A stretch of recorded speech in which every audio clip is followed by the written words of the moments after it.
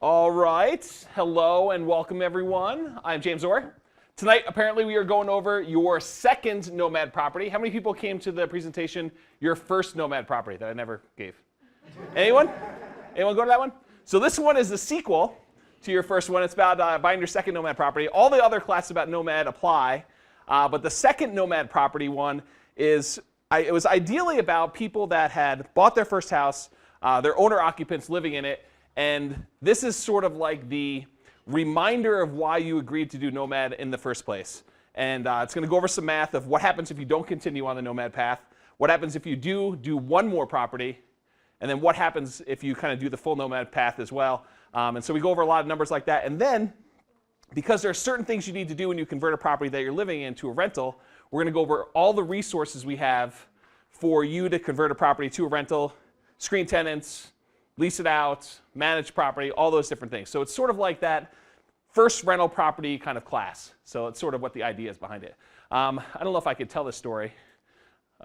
Tammy's looking at me weird because I always have these questionable stories. So we were on our cruise to Panama. We were talking about this idea of people that have done Nomad. There's this really delicate balance between calling up people every month and saying, hey, you're going to buy another house, but also, which is not a good thing, by the way, or like letting people know that we are there to serve you and you're ready whenever you're ready to buy your next property. And so we wanted to give people tools, like the second Nomad tools, so that they're ready to do the next property, but without coming across as really pushy. And so we're going to make this available to people that are sort of on their first Nomad property. So upcoming classes. So you'll notice Brian is not here tonight. Brian is actually in Mexico, somewhere in Mexico. Sipping pina coladas. Yep. Anyone at last class where I ripped Brian's chest hair out? Was anyone here for that? Okay, so he sent me a photo of him by the pool, and you can see there's like one big good like bare spot on his chest from where I totally ripped his hair. You have the mic in your hand. If you want to comment about it, please use the mic. Okay. So anyway, I did pull his shirt. What happened?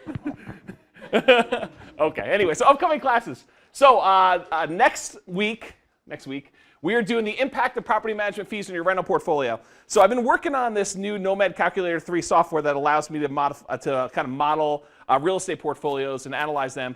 And one of the things I've always wanted to analyze is what impact does paying a property manager to manage your properties have on your ability to buy more properties? Because it's not just the cost of your property management fee. It's now that you have a kind of like a slower savings amount so that the next property you buy takes longer to do, which impacts your ability to buy the next property, which impacts your ability to buy the next property. So it's more than just the amount of money you paid, because it compounds. And so this allows us to do some really interesting modeling. We're going to go and run through all of the different scenarios. It sounds like I'm very anti-property manager, although I am extremely pro-property manager. I think you reach a point in your investments where you should not be managing them yourself. You should be hiring it out. And so I'm very pro-property management. All the stuff that we own is either with partners or it's managed by a property manager or both. And so I'm very pro-property management. So this class is not anti. It's just to show you what the impact is and you can make an educated decision about whether to do it or not. So that is next week. And then Brian apparently is teaching tenant screening. That's at, what's that? It is a workshop. So if I am not mistaken, he'll correct me if I'm wrong, but the idea behind the workshop is he gives you an actual tenant's application, and he has you work through whether or not you'd accept them and why. And so one of the things I always notice, especially with deal analysis, is we'll be teaching a deal analysis class, and I'll be up here and I'll be walking through the thing and I'll be flying through the spreadsheet, entering in numbers and explaining to you why I'm doing that. And everyone in the room is kind of like going, oh yeah, that makes total sense. That makes total sense. Yep, I get it. Yep, that makes sense. You have to do that. And then the next time when you guys go to actually analyze a property yourself, you sit down there and you're like, wow, this is like crazy. I don't even know how James got half these numbers. It doesn't make any sense to me. So the difference between you watching Brian teach tenant screening versus you having a tenant's application in front of you and having to work through and decide whether or not you would approve them or decline them is a totally different experience. And so I'd rather do that in a group setting where you guys get an actual tenant and you get to decide whether or not you're going to approve them or decline them and why, and then have the whole room discuss the benefits and the downsides of that particular tenant, and you guys can get a feeling for that. And so that's this class, the tenant screening workshop. And if you haven't seen the class that he taught, was it last week? Where he taught tenant screening? Yeah, so the one last week, it's available on the podcast, available on the website. Go watch that one before this, because it will help you get further along. It'll kind of be a good review for you to do that, okay?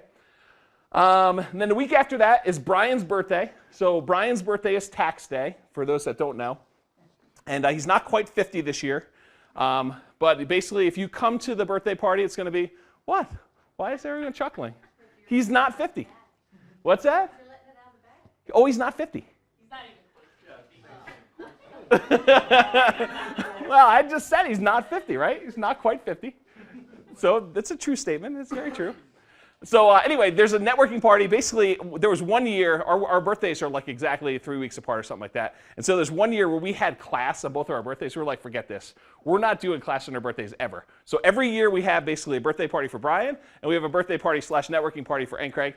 And so Brian's birthday party happens to fall on April 11th. That's going to be not here. It's going to be at Ryan's. Oh, actually, I think he's going to change the location. So it's not at Ryan's. We'll put it on the meetup site. Go RSVP on there. But it's your opportunity to network. And I will tell you the trick, since Brian is not here to kind of contradict me.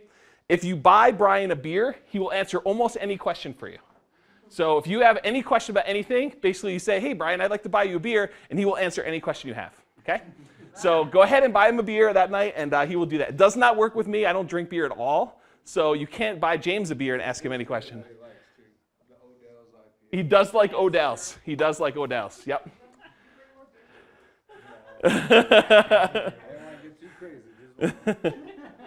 All right, so Brian's birthday party, that's going to be on April 11th. And then Brian is teaching, look at this. He leaves town. I put him on a schedule for like 5 classes in a row.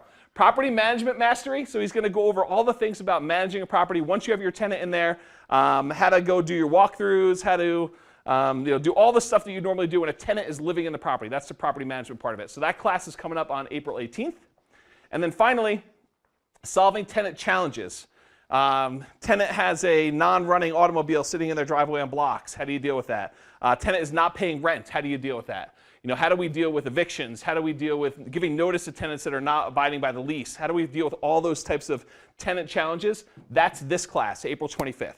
And so there's a lot of these live classes coming up. They're also all recorded, so you can access them. But I would come to the newest stuff, because if you remember from tenant screening last week, if you had just watched the recording, you wouldn't have heard about some of the new changes, because there was a bunch of new stuff from last week that we wouldn't have covered in previous years because it was all brand new. So definitely come to the new live stuff. Any questions on upcoming classes?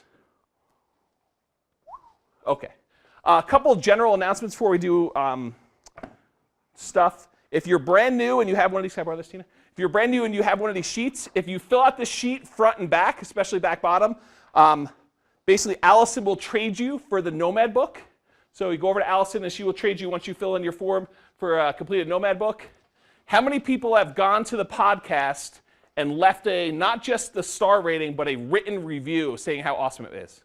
There's 100 classes up there. How many people have done it? Just Ty. Okay. Which is probably why Ty was the only one who received a copy of the new book. So there's a different book, How to Acquire a Multi-Million-Dollar Investment Portfolio While Earning Just $5,000 Each Month. And so I can't incentivize you to leave a good review, but if you leave a good review, I might just give you a book by chance. So then you probably will not get a book. If you leave a bad review, you will not get a book. Donna, then he'll come to your house and take back the book. That's right. That is right. That is right. And there's another book about how to do all the lease option stuff. I don't know why I had this up here, but I do. So if you go leave a review, I only have 3 copies of the book with me, so if you happen to do it during class and you come back and check it, we can go from there. Clients. I know it's late into 2018. Any clients who have not gotten a copy of the new client book, let me know, and I've got a couple of those with me, and I can give those to you after class. So we can do that. And then I will do checklists a little bit later tonight. So, all right, introduction. So mic person, Tammy, is it on? It appears to be on. Okay, so introductions, who are you? And then what class do you most want to see taught upcoming in the next couple ones? Oh, look, the birthday boy just arrived. Yes, it happens to be Brian's birthday today. How old are you, Brian? 37 today. 37, not quite 50. So thank you very much.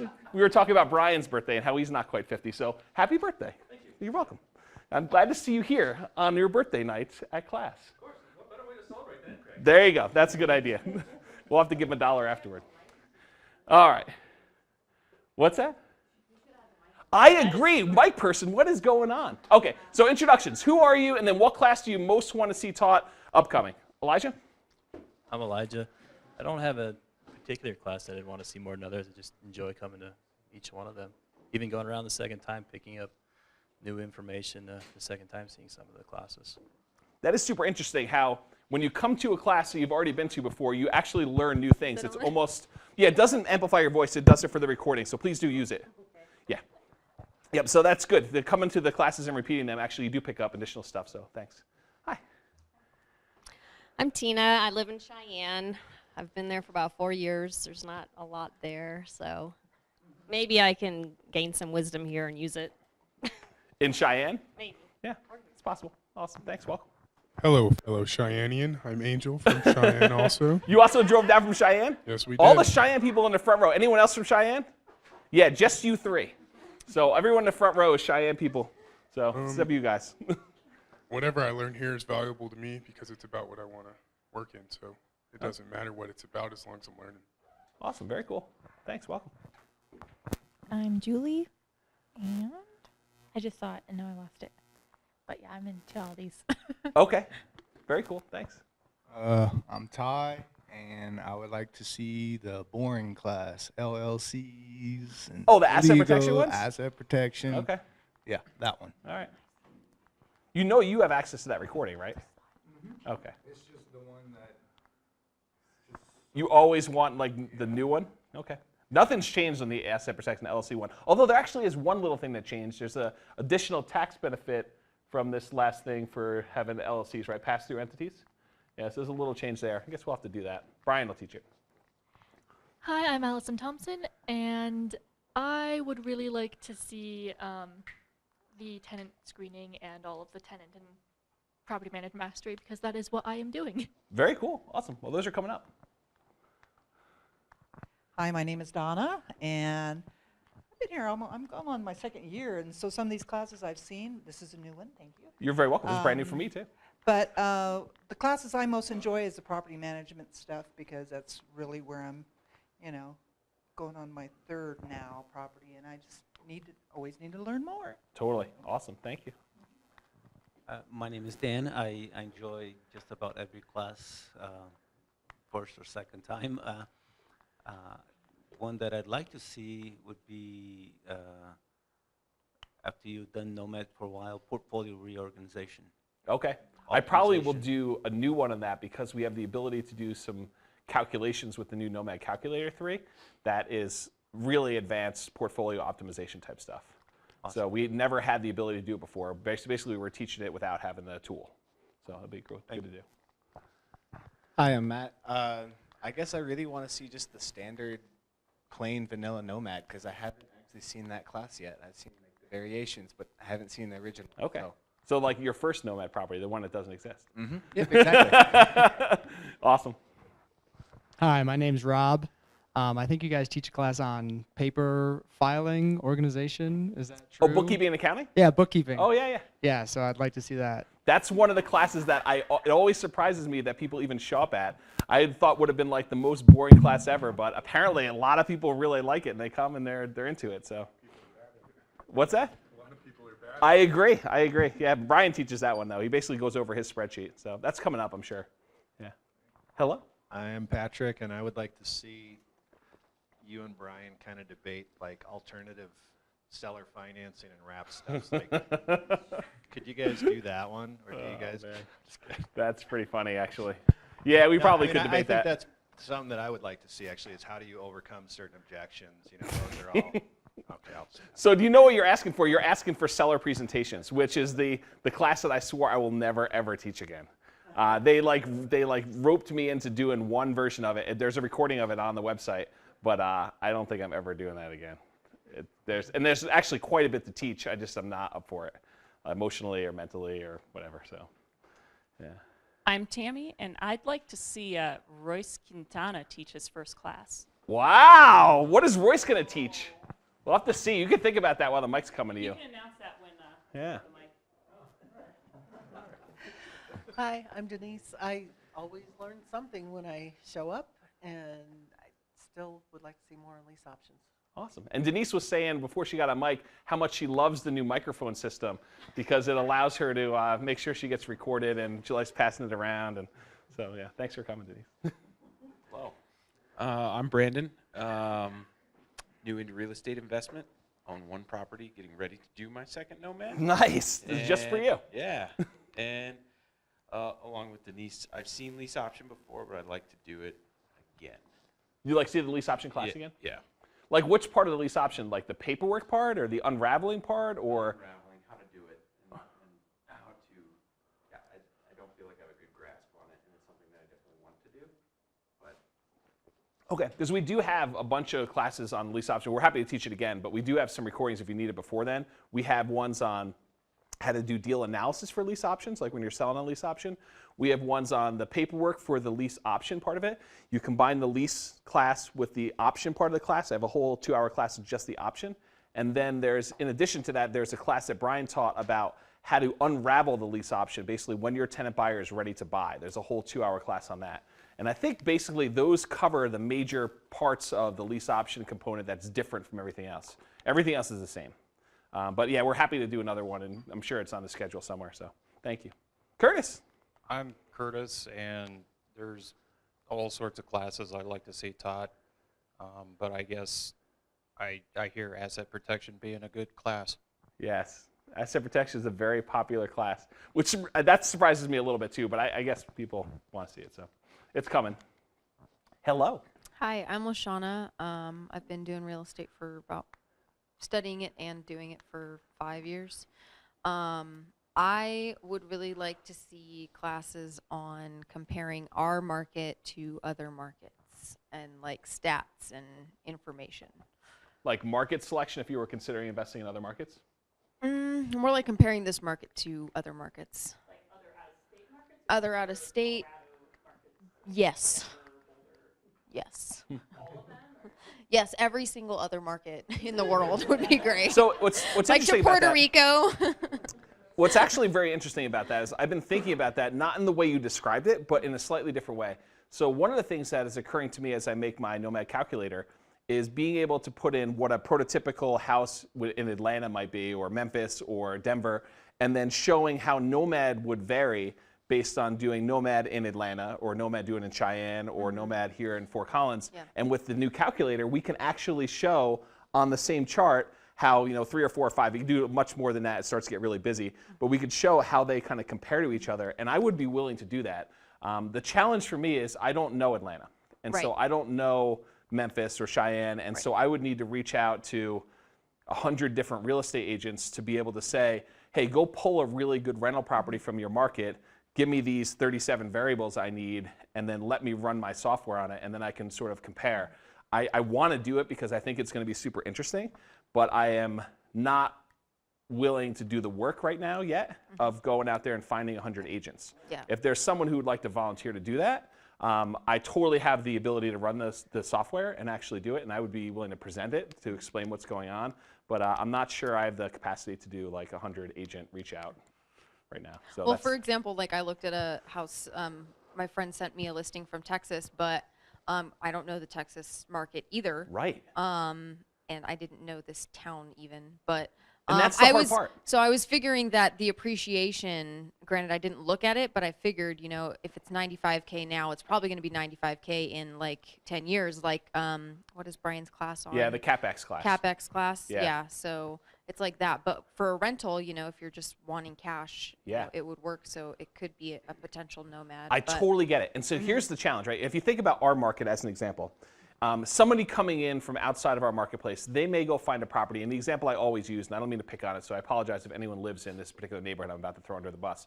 But if you go and you're looking outside and you come into Mountain Range Shadows and you say, oh my gosh, I can buy a property here in Mountain Range Shadows for $150,000, $150,000 in Fort Collins, that must be an amazing deal or whatever it is. And so if you didn't know that Mountain Range Shadows is a neighborhood that has both, mobile home, modular homes, like mixed right in with regular stick-built houses, and it's kind of a funky neighborhood right by the airport, right by the highway, you might think this is a great deal. And so by going to Texas and pulling a property at random, you don't know if you're looking at Mountain Range Shadows or if you're looking at Old Town.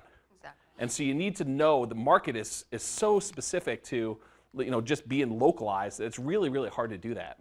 And there's some tools out there for investing remotely, like doing virtual wholesaling and selecting market, like going to emerging markets. And I know of a couple of resources about that, but I don't have the capacity to dig in. I mean, I have a hard enough time really understanding our local market that I don't have the bandwidth to do a million different cities right now.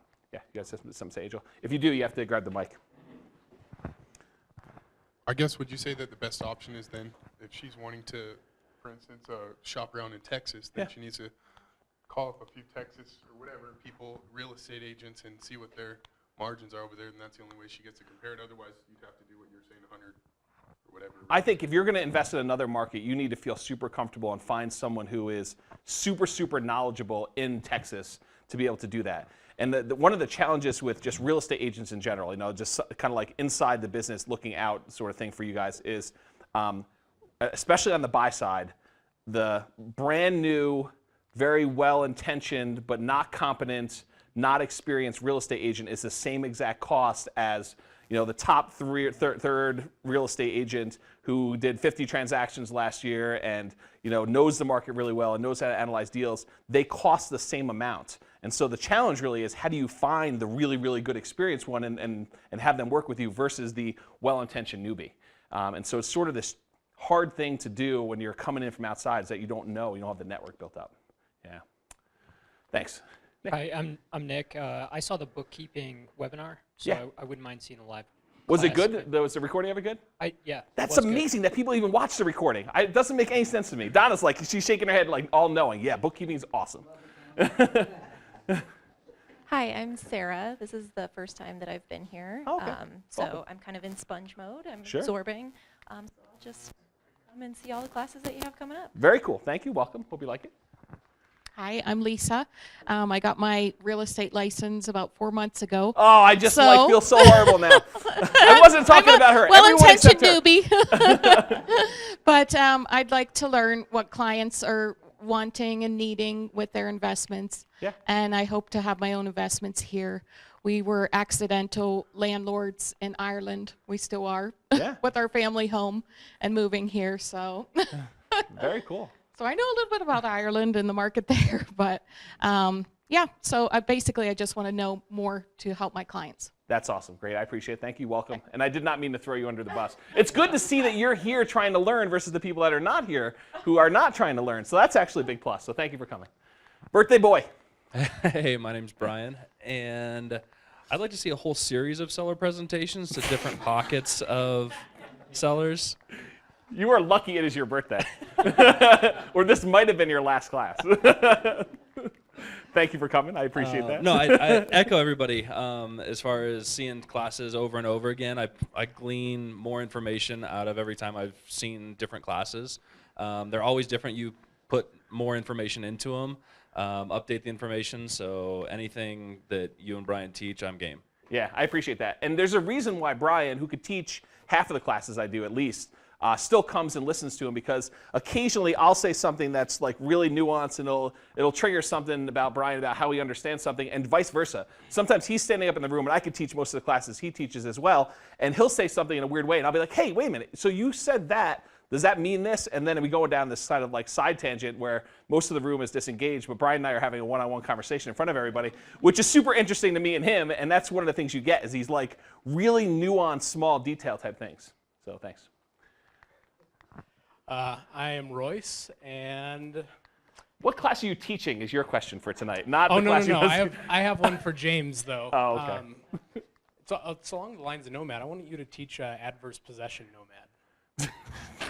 That's like, yeah, you might as well teach like you inherit it from a long-lost relative Nomad, or tax lien Nomad, or James, something like that. There's somewhere in Florida that I can go do this, I'm sure. There are. I mean, you definitely could do adverse possession, but it's like so rare to be able to find a property like that. Yeah, so that's your challenge. I want to see that one top. So what are you going to teach? I don't know. Okay. One of the things that was very interesting, though, is we talk about potentially different markets. I'm reading the E-Myth, and one of the things they talk about, right, is figuring out how to make your business franchisable. And so, I think a lot of us have been very lucky to have James as our realtor. We get to use a lot of his network and what he's built. But if you had to go do that and restart again in another market, how do you do that effectively, and how do you build a team that you can trust and then also allow you to go in there and scale without putting too much at risk? And so I think there's an art form to that, and I think the people who figure it out are the ones that have 2,000 units across many markets. But yeah, it's kind of a different way to look at things. Yeah, so the E-Myth was inspiring to me when I first read about it. And Tammy and I both operated nuclear reactors in the Navy. And when you operate nuclear reactors, you don't do anything without a checklist. So the good news is I've done a lot of the heavy lifting for you by writing the Ultimate Nomad Checklist book, which many of you got for Christmas. What's that? Well, that's what I was going to say. So I am presenting it as the Christmas gift. So many who came to the Christmas party received the book as a Christmas gift, but there is an online version. I'll give you the link on the presentation tonight.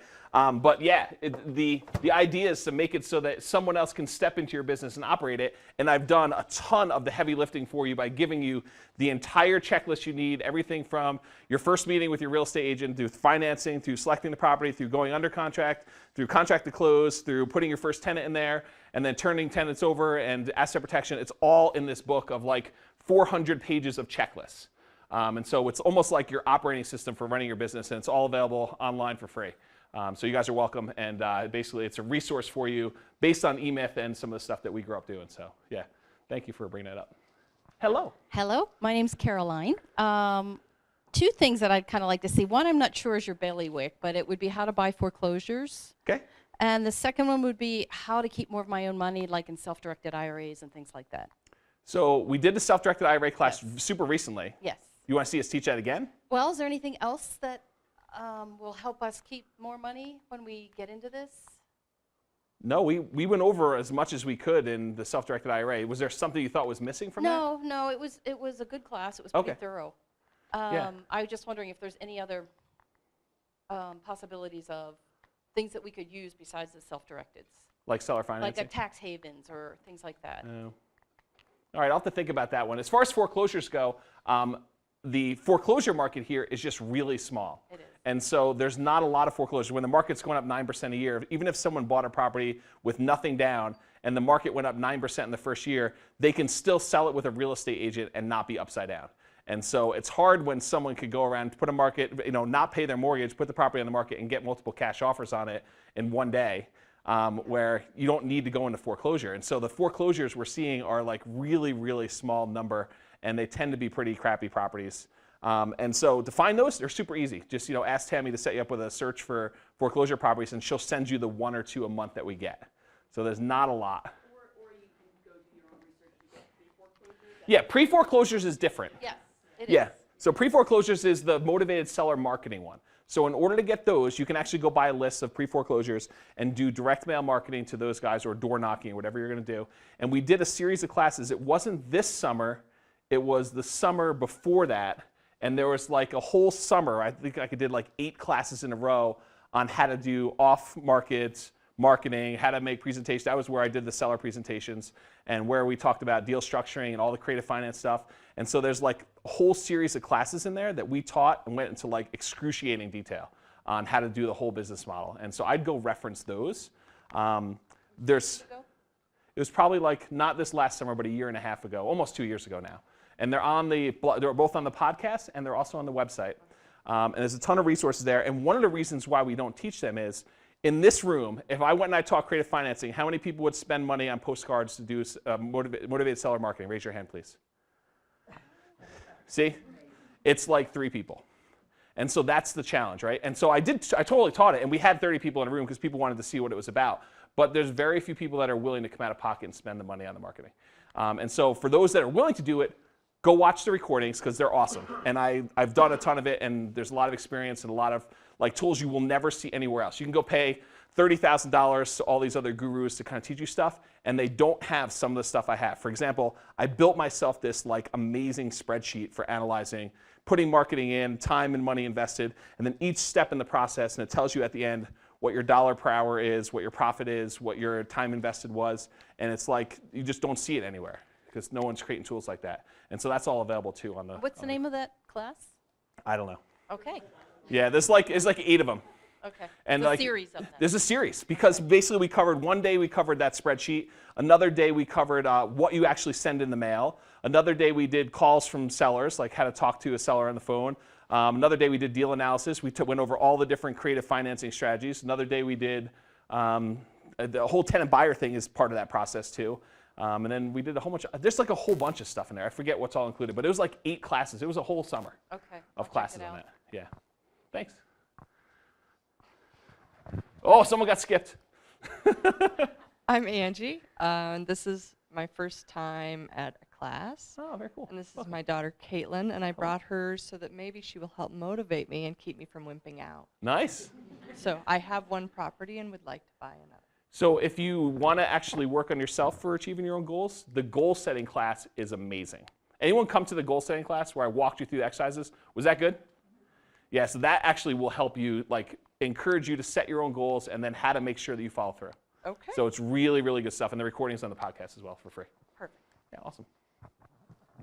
Hi, I'm Sean. I have one buy and hold currently. Classes I would like to see, actually there's a couple. I'd like to see some, like a next level of the asset protection as to how to set up and run the trusts and LLCs. We do that class. Oh, you do? Okay. We do. We have 2 asset protection classes. There's one on like the big picture stuff, and there's a second one on all the forms. Okay. On how to actually implement it. All right, I'll have to look that one up. Yeah. The other one would be Brian do a online retailer class, so we have something to attach our self-directed IRA to. Yeah. Yeah, Royce, you could teach that class. Yeah. There you go.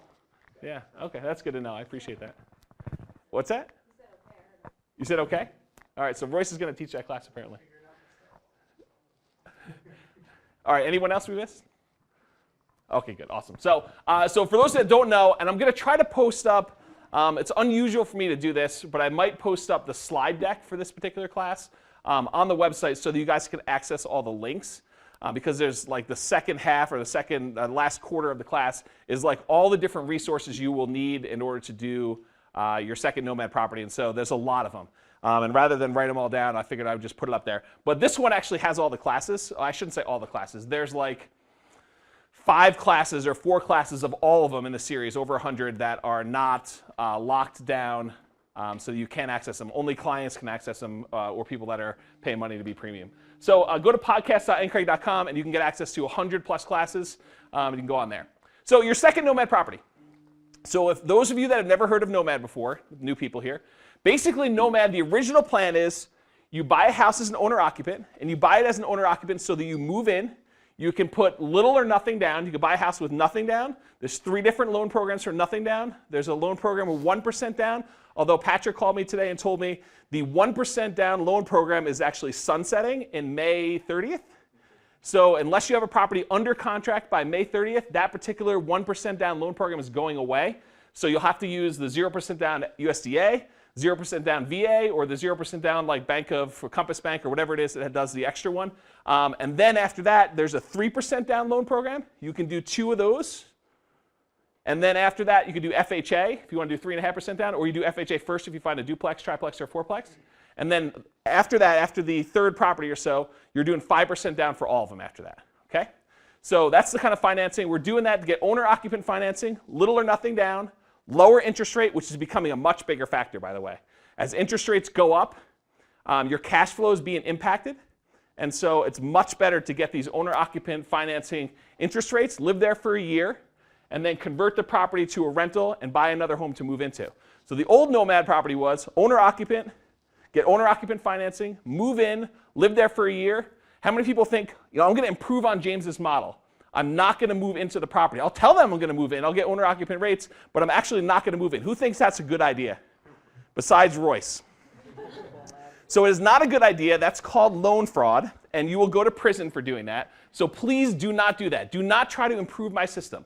My system is amazing. You do not need to fix it, okay? So you got to move in, live there for a year, then buy a new home, convert it to a rental, and then you repeat this process until you do the number of properties you want to have. So if you want to have 10, you can. If you want to have 20, you can. Apparently, there's no limit to the number of properties you could buy where you do owner-occupant move into the property. There's no loan limit for that, okay? Besides your ability to get financing. You have to be able to qualify with your money, okay? But other than that, there's no like hard limit. You can't like say 10.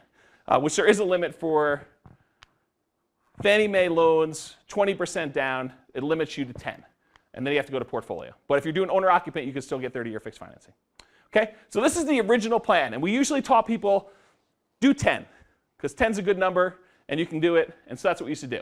So tonight's agenda is, I'm assuming you're starting with one property. You're living in a property, you're an owner-occupant, and you're thinking about buying your next property and maybe doing the Nomad property where you convert that previous one to a rental. So tonight we're going to go over, what if you just stop here? What if you say, James, you convinced me a year ago to do the Nomad property, but since then, we've decided we're not moving anymore. We're just not willing to do this. We're going to stop here and just keep this one property. What does that look like? If we just stop and we only have one property and we're living in it, what's the difference between that versus doing another Nomad versus doing the full Nomad properties? So what if you do that, or what if you do a second Nomad property? So you add an additional one. How does that change all your numbers? How does it change your results? So we're going to look at that. Then what if you do the full 10 property Nomad? How does that look for numbers? Then I'm going to go over all the resources you need for doing your second Nomad property. There's a ton of stuff.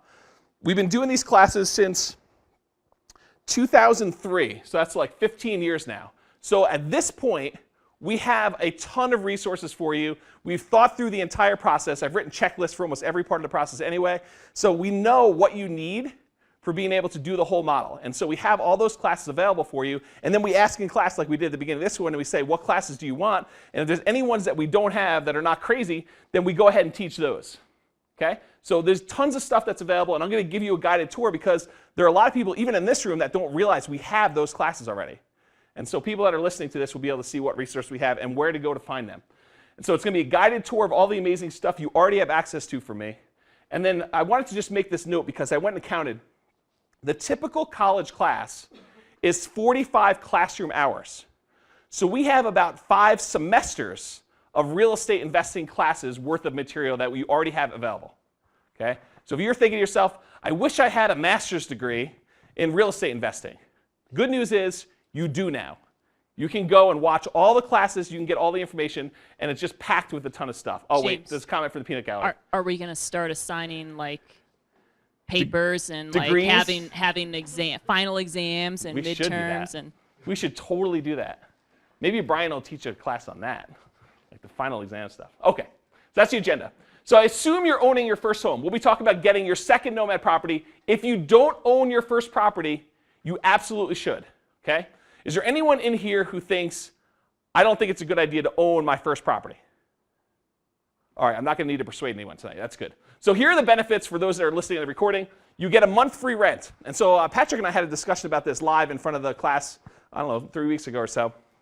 And I said, because I showed a chart where the first month, you actually have a bunch of money you save. And I was trying to explain to Patrick, it's because when you get a mortgage, and Patrick's a mortgage broker, but it was because when you actually get a mortgage, the mortgage payment is paid in arrears, meaning that the interest payment is paid a month after you've lived in the property because they can't charge you interest in advance. They're basically saying, okay, you lived there for January 1st to January 31st. At the end of that month, you now owe an interest payment for the previous month, and we're asking you for a little principal payment too. So your payment is actually backwards. So really, when you move into a property, you skip a month's payment. So if you were used to paying $2,000 a month rent and you now move into a property that you bought, you may have to prepay for the partial month, but you're going to have a full month of free rent. And so you actually can get caught up on your saving by doing that. You'll see that in the chart tonight. Did I explain that right, Patrick? Yeah. So basically, you get a 1 month free rent. So if you don't own a property, that's a really compelling reason to do it by itself. There are nothing down loan options. There are 3 of them. Go watch the financing class for that. You lock in your living expense. So this is a really interesting one. How many people have rented a property before where the landlord has raised rents on you? Okay, how many people are landlord, you've raised rents on your tenants? Yeah, okay, so here's the interesting thing about that, right? If you're a renter and you're at the mercy of your landlord, do you think rents are going up over time? Totally. What if I told you you can have housing where the majority of your expense on the housing is fixed and will never go up for 30 years? And in fact, 30 years from now, it'll actually go down. It'll disappear entirely. What if I told you that was possible? Well, that's what a mortgage is. Because when you get a mortgage, I'm drawing on the whiteboard for the recording. You get a mortgage, you have a certain amount that's payment. So this is your mortgage payment. This is your taxes. This is your insurance. This mortgage payment right here, your principal and interest on a 30-year fixed rate loan, this is the same in the first payment as it is in the 360th payment. It does not change. Your insurance is going to increase a little bit with inflation, and your taxes are going to increase a little bit with inflation, but really only these two small components are going up over time. This big chunk, your mortgage part of your payment, your principal and interest, stays fixed for 360 months, 30 years. So really you're locking in this part of your living expense over a very long period of time. That's really compelling because now you're not having your rent, which is this whole thing, going up at 3% or whatever it is. You're just having this going up at 3% and this going up at 3% from inflation, and this is staying fixed. It's at 0%. Does that make sense to everybody? Is there anyone who's confused by that? Okay. So if you don't own a house, that alone, fixing in your housing costs for 30 years is a compelling enough reason to do it, for no other reason at all. So lock in your living expense, debt pay down. So every time you make a payment, a certain part of this, kind of internally, a certain part of it is going to principal, actually, and then a certain part of it is going to interest. Over time, the amount you pay in principal goes up, and the amount you pay in interest goes down. This amount always stays the same, but where this line is drawn changes over time, okay? So over time, you're paying less in interest and more toward principal. So you're paying down your loan, okay? That is growing your net worth. The less you owe on your property, the more net worth you have, okay? Appreciation. Property values over a long period of time tend to go up. We did a whole 2-hour class on appreciation. But basically, the idea is that property values are going up over a long period of time. It's possible next year they could go down. It's possible the year after that they can go down. But if you look out over a 10, 15, 20-year time horizon, property values today are probably going to be lower than they are then. That's due to inflation mostly, by the way. So you get property values going up in value. You also have increased stability. So you don't get the situation where your landlord says, hey, I've made so much money on this rental property, I'm going to sell it, cash in, and you have to move. You're not forced to move. So you have reduced moving expenses. It also improves your stability for your kids. If you're not hopping around neighborhood to neighborhood, house to house, things like that, you have a more stable family life. It's better for you. Okay? Eventually, your mortgage is paid off. So after 30 years of making that mortgage payment, the mortgage payment, this whole thing goes to zero, this block. You still have taxes and insurance, but that's a small percentage of your overall housing allowance. Okay? So essentially, your mortgage is paid off, your housing costs go way down, just taxes and insurance left. Yeah? Another benefit is, after my last purchase... Oh, wait, mic runner's coming. The other benefit that I found, what was surprising, is my credit score jumped 100 points. Up or down? Up. Good. After my first 4 payments. I was like, wow. Yeah. Shocker. That's good news too. Yeah. Snoogles, would you please get me a beverage? Yes. Thank you. I don't know, orange or something. All right, so here's some interesting renter versus homeowner stats. Thank you for paying your money to the government. The government just put this all together for us via U.S. Census data.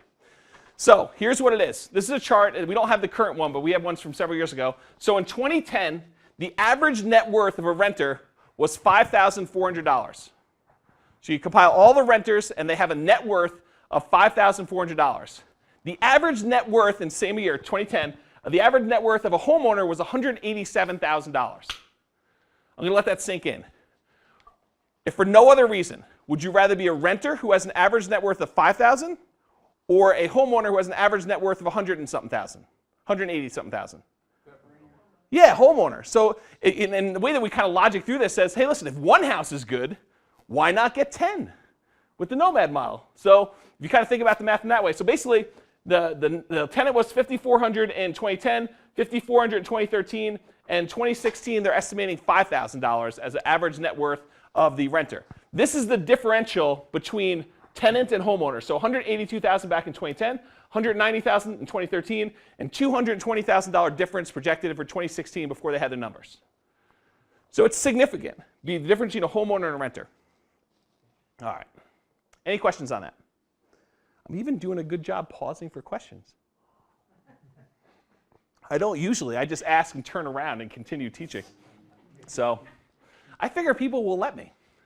All right, so let's go do this. What if you stop now? If you just kept the one property you're living in, I'm assuming everyone's living in a property right now. If you just kept the owner-occupant property there and you basically just stayed there. And I ran a couple different scenarios.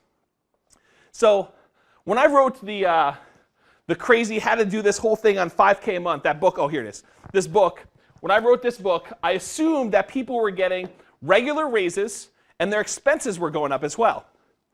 But someone said to me, James, it's not realistic. I'm not getting a raise every year. I'm not getting a raise, any type of regular thing, and my expenses are not going up quite as fast as you're saying. So what I said is, okay, let me run a scenario where you're going to own one house and you're never getting a raise. Your wage stays the same for 40 years, and your expenses stay the same for 40 years. So I assumed you have 0% inflation, which I think is the most conservative case, right? You're not getting any type of raises at all. I also assumed, which I do not think is conservative at all, I'm assuming you're getting an 8% return in the stock market. Now, I do not think in any way it is realistic that you can get an 8% consistent return in the stock market. However, I put this in here because people want to argue the other way to me all the time. They're like, James, I could get 10% in the stock market. So rather than have to argue the other side of this, I say, okay, I'll give you the 8% so that you can see what it is, but realize, in my opinion, this is optimistic. I don't think you're really going to be able to get 8% in the stock market. It's probably going to be lower than that. It depends on what numbers you believe in and actually what you're invested in. If you're investing in an index fund, maybe you do actually get what the market does. If you're invested in specific ones, then you can actually see that. Uh-oh. Oh, I thought someone was going to comment on something. All right. So I'm assuming in this case that you are the difference between what you're making after you pay taxes on it, and then you subtract out your expenses, you have $160 per month left over that you are saving for retirement. That was my assumption in this particular model. So you're going to live in your house, you're not getting any raises, you're not getting any increase in expenses, you're getting 8% of any money you put in the stock market, and you're going to save $160 a month. Is it hot in here? Should we open the door a little? Allison, would you please open the door? Thank you. All right, so you're saving $160 a month. So let's take a look at what that looks like. So here it is. And this is the example where I told Patrick before. So the first month, you actually get to save extra money because you get a free month of mortgage payment. Okay? So the first one, you get a big boost in your savings. After that, you're only saving about $160 a month. And over time, the amount you're saving actually goes down. Why does it go down? Anyone know? Why does the amount you're saving each month go down and eventually become negative? What's that? Taxes and insurance. So I assumed your personal expenses were staying steady, but I didn't assume that taxes and insurance were. I assumed that those are going up because those are inflating. So originally, when your mortgage payment was a certain amount, you were saving $160 a month, but as your taxes and your insurance go up, you end up saving less and less each month. So that by the time you get to month 360, you're like negative a couple $100 a month from your savings because the tax and insurance increased. What happens here? What's this big line at like month 360? Your mortgage is paid off, so you no longer have a mortgage expense. So you have basically, you're living in your house just for those taxes and insurance, and so now your savings jumps up to whatever this is, $1,400 a month. And then as taxes and insurance go up, it goes down, okay? And this is year 40, 480 months, okay? So you can see kind of how the chart looks. This is the amount of money you're saving. So this then shows you, if you're putting away $160 a month at the very beginning into a savings account, and you're getting into the stock market, and you're getting an 8% return, this shows you how much your account balance is growing over time. And so by the time you get to month 360, you have almost, what is that, $80,000 or so in your account, and then you're starting to save the whole mortgage payment, putting that into your investing as well, and then it kind of skyrockets, such that by the time you get to year 40, you have approximately $380,000 in the bank in cash, investing in the stock market doing that. So if you just buy one house and you save $160 a month, your income and your expenses aren't going up, and you're investing in the stock market and you can get 8%, it's like almost $400,000 in cash at the end, okay? Your overall net worth is your cash plus your property, your real estate. Basically the value of your property minus whatever you owe on it, okay? So it starts here at like almost zero. Actually, I should tell you, you started with $5,000 in the bank. That was enough to buy the property. And so you basically start here, and by the time in year 40, you're at, what is that, $1.4 million. It's the value of the property, inflation adjusted, because it's going up, and then also the amount you have in the bank. Any questions on that? So that's just buying one house and not doing anything more. So let's compare that to some other wage expense inflation. So what if we assumed for a second ago that we were doing 0% increase in your wages, 0% increase in your expenses. What if you have a 1% increase in your wages and a 1% increase in your expenses per year? What if you have a 2%? What if you have 3%? And that's really just inflation on the amount of money you earn and the inflation on the amount of money that you have in personal expenses. So the other interesting thing is as your wages go up and as your expenses go up, the $160 a month that you were saving actually goes up too. Okay, so that's also increasing at whatever this rate is. So it means you're saving more per month. Again, the savings are compounded by the stock market at 8%, and again, this is optimistic. I do not think that's a conservative number. Any questions on that before I show you some charts? Okay. So this shows you the 4 different scenarios. The blue line was the one we did before, so it shows you that one for comparison. The red line is 1%, 2% for the green, and then 3% for the yellow. So it shows you that originally you had this big boost from actually moving into the property, living there, getting a month free. Then after here, you start all of them at about $160 a month, and then each one grows at a different pace depending on what your inflation for your income and your inflation for your expenses are. And then here you pay off the property, and those all boost up, and this shows you at the end how much you're saving per month. Does that make sense? Okay? So your account balances, basically the blue line is what your account balance would be if you had 0% inflation from your income and 0% inflation for your expenses. This is the 1%, this is the 2%, and this is 3%. So if you have a 3% per year cost of living wage raise and a 3% per year inflation of your expenses, but you save the same difference each month rather, then this is what it end up with in the bank account. Basically $3.5 million. Big difference over 400,000 or whatever it was before. Wouldn't you agree? Yeah. So, but it requires in this case that you save that difference.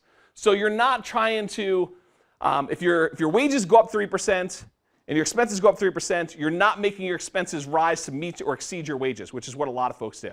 This assumes you're saving money. Okay, so it can be done with saving money. All right, moving on, net worth. Your net worth before was, whatever that is, 1 point something. Now for the 3% one, it's like 4.5. So it makes a huge difference, even if you just do one property. Okay, any questions on this? All right, this just shows the big numbers. So 1 point something, and then 4.6 is what it worked out to be for the inflation. All right, stock market's impact. So people said to me, 8%'s way too aggressive, James. It's not going to happen. We can't really expect to get 8%. So what if you don't get 8% and you're still doing the one house? We're assuming that the wages and your expenses and your wages are going up at 3%, which is about what inflation has been. You're still saving $160 per month in month 2. But what impact did that stock market getting 8% have on our portfolio? Let's take a look. We're saving the same money. All these scenarios where you're getting 0% in the stock market, 2%, 4%, 6%, 8%, no matter what you're getting in the stock market, you're still saving the same amount of money. So you get this little boost from buying the house the first month, then your savings are increasing over time till you get to the point where your mortgage is paid off, then you boost your savings and you're saving more money because you don't have a mortgage payment anymore. So no matter what the stock market interest rate is, you are still saving money, the same amount. Okay? Everyone follow? So your total account balances for saving the same amount of money, if you were getting 8% in the stock market, that's this line. Shows you got $3.5 million or something like that. If you only got 6%, it's only like $2.5 million. If you only got 4%, it's like under $2 million. If you just got 2%, what is that, 1.4, 1.3? And then if you just got nothing in the stock market, 0%, then you end up with just over $1 million. Okay? So the stock market has a significant impact. Net worth, same idea. Basically, you add in the value of that one house you own, you go from, what's this, 2 point something million to 4 point something million if you actually got 8%, and the spreads between all those for net worth. Can you see the impact the stock market has on your saving plan? And if I use 8% and it's not conservative, actually has a huge impact on skewing my numbers. This just shows those numbers, 4.6 compared to 2. The same thing. This is 0%, 2% in the stock market, 4% in the stock market, 6% or 8% in the stock market. Those are the differences between those. Again, owning one house, saving $160 a month. Okay. So what happens if you say, James, I'm not a saver. I barely have enough money at the end of the month. I got $0. So we're assuming that you start saving $0 in month 2. But you say, I am strong-willed enough that if I get a raise, I'm going to take that raise and I'm going to just tell my employer, don't even give me the raise. Pretend that the raise doesn't exist. Just take that money and start putting it into savings. Okay? Put it into the stock market. Put it in my investment account. Don't show it to me. So wages and personal expenses increase by 3% per year, but you're saving nothing in month 2. You do end up starting to save money over time, and then you're going to invest that. This is the same savings plan. Instead of starting at 160, we're starting at 0. Again, it goes up until you pay off the house, then it increases, and it goes up from there. That's the total amount saved. This is if you did stocks at 0 versus stocks at 8%, same plan, where you're basically starting at saving 0, but it's increasing over time. Net worth difference, $2 million versus $4 million for doing that plan where you're not saving any money to start versus the 160. And so you end up with just under $4 million versus just under $2 million or so between those two plans. Does that make sense? Okay. So here's all the different scenarios we just did run all together so that you can see the difference. The best case scenario is $4.6 million. That's assuming you're saving $160 a month and you're getting 8% in stocks. The lowest one is 5, and that is you're assuming $160 a month and you have no pay or expense inflation. So you don't get any raises and your expenses don't go up at all. Okay, those are the difference. So somewhere between 1.5 million and 4.6 million in 40 years from now dollars.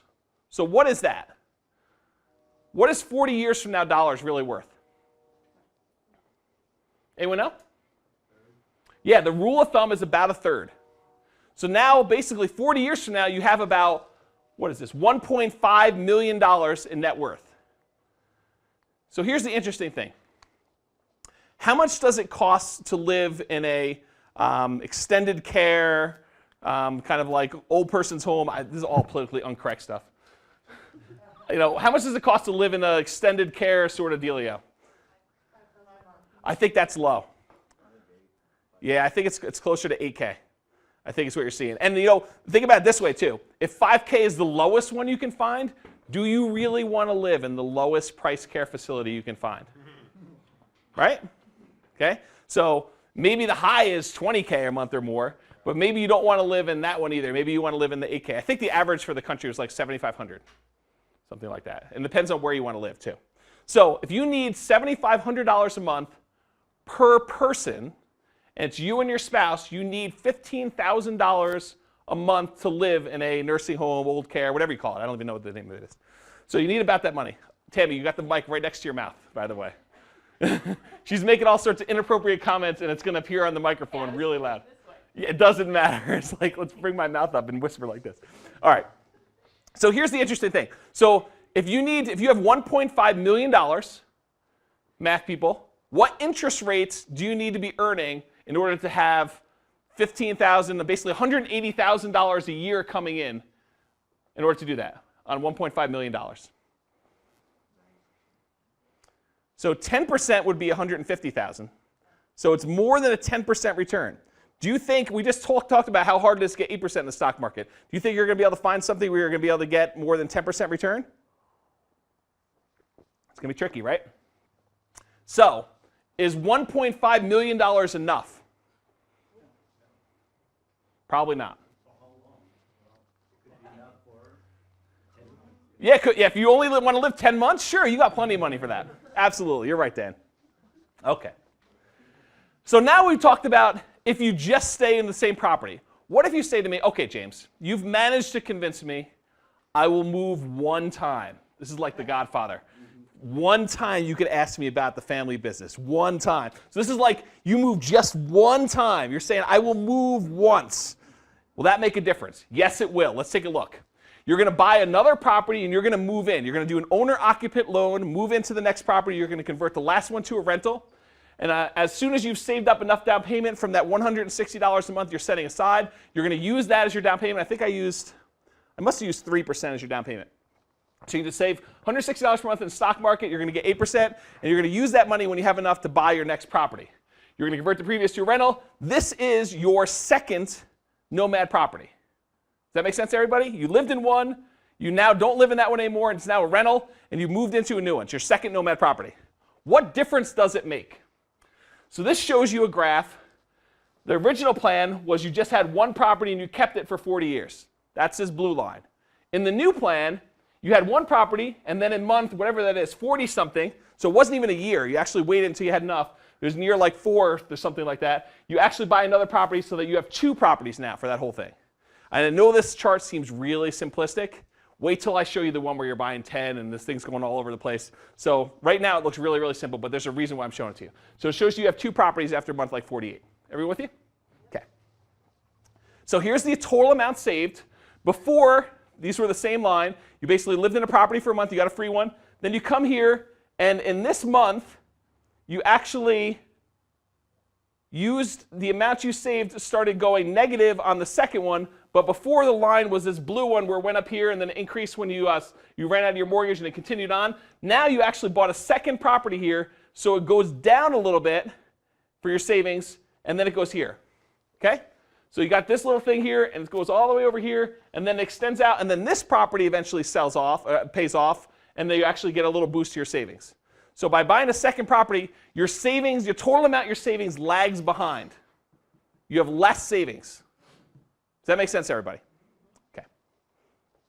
Total amount of equity, the blue line is before.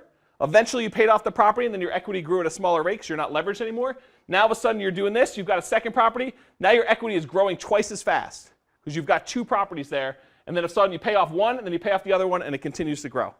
So your equity, is increasing over time. Oh, question, sorry.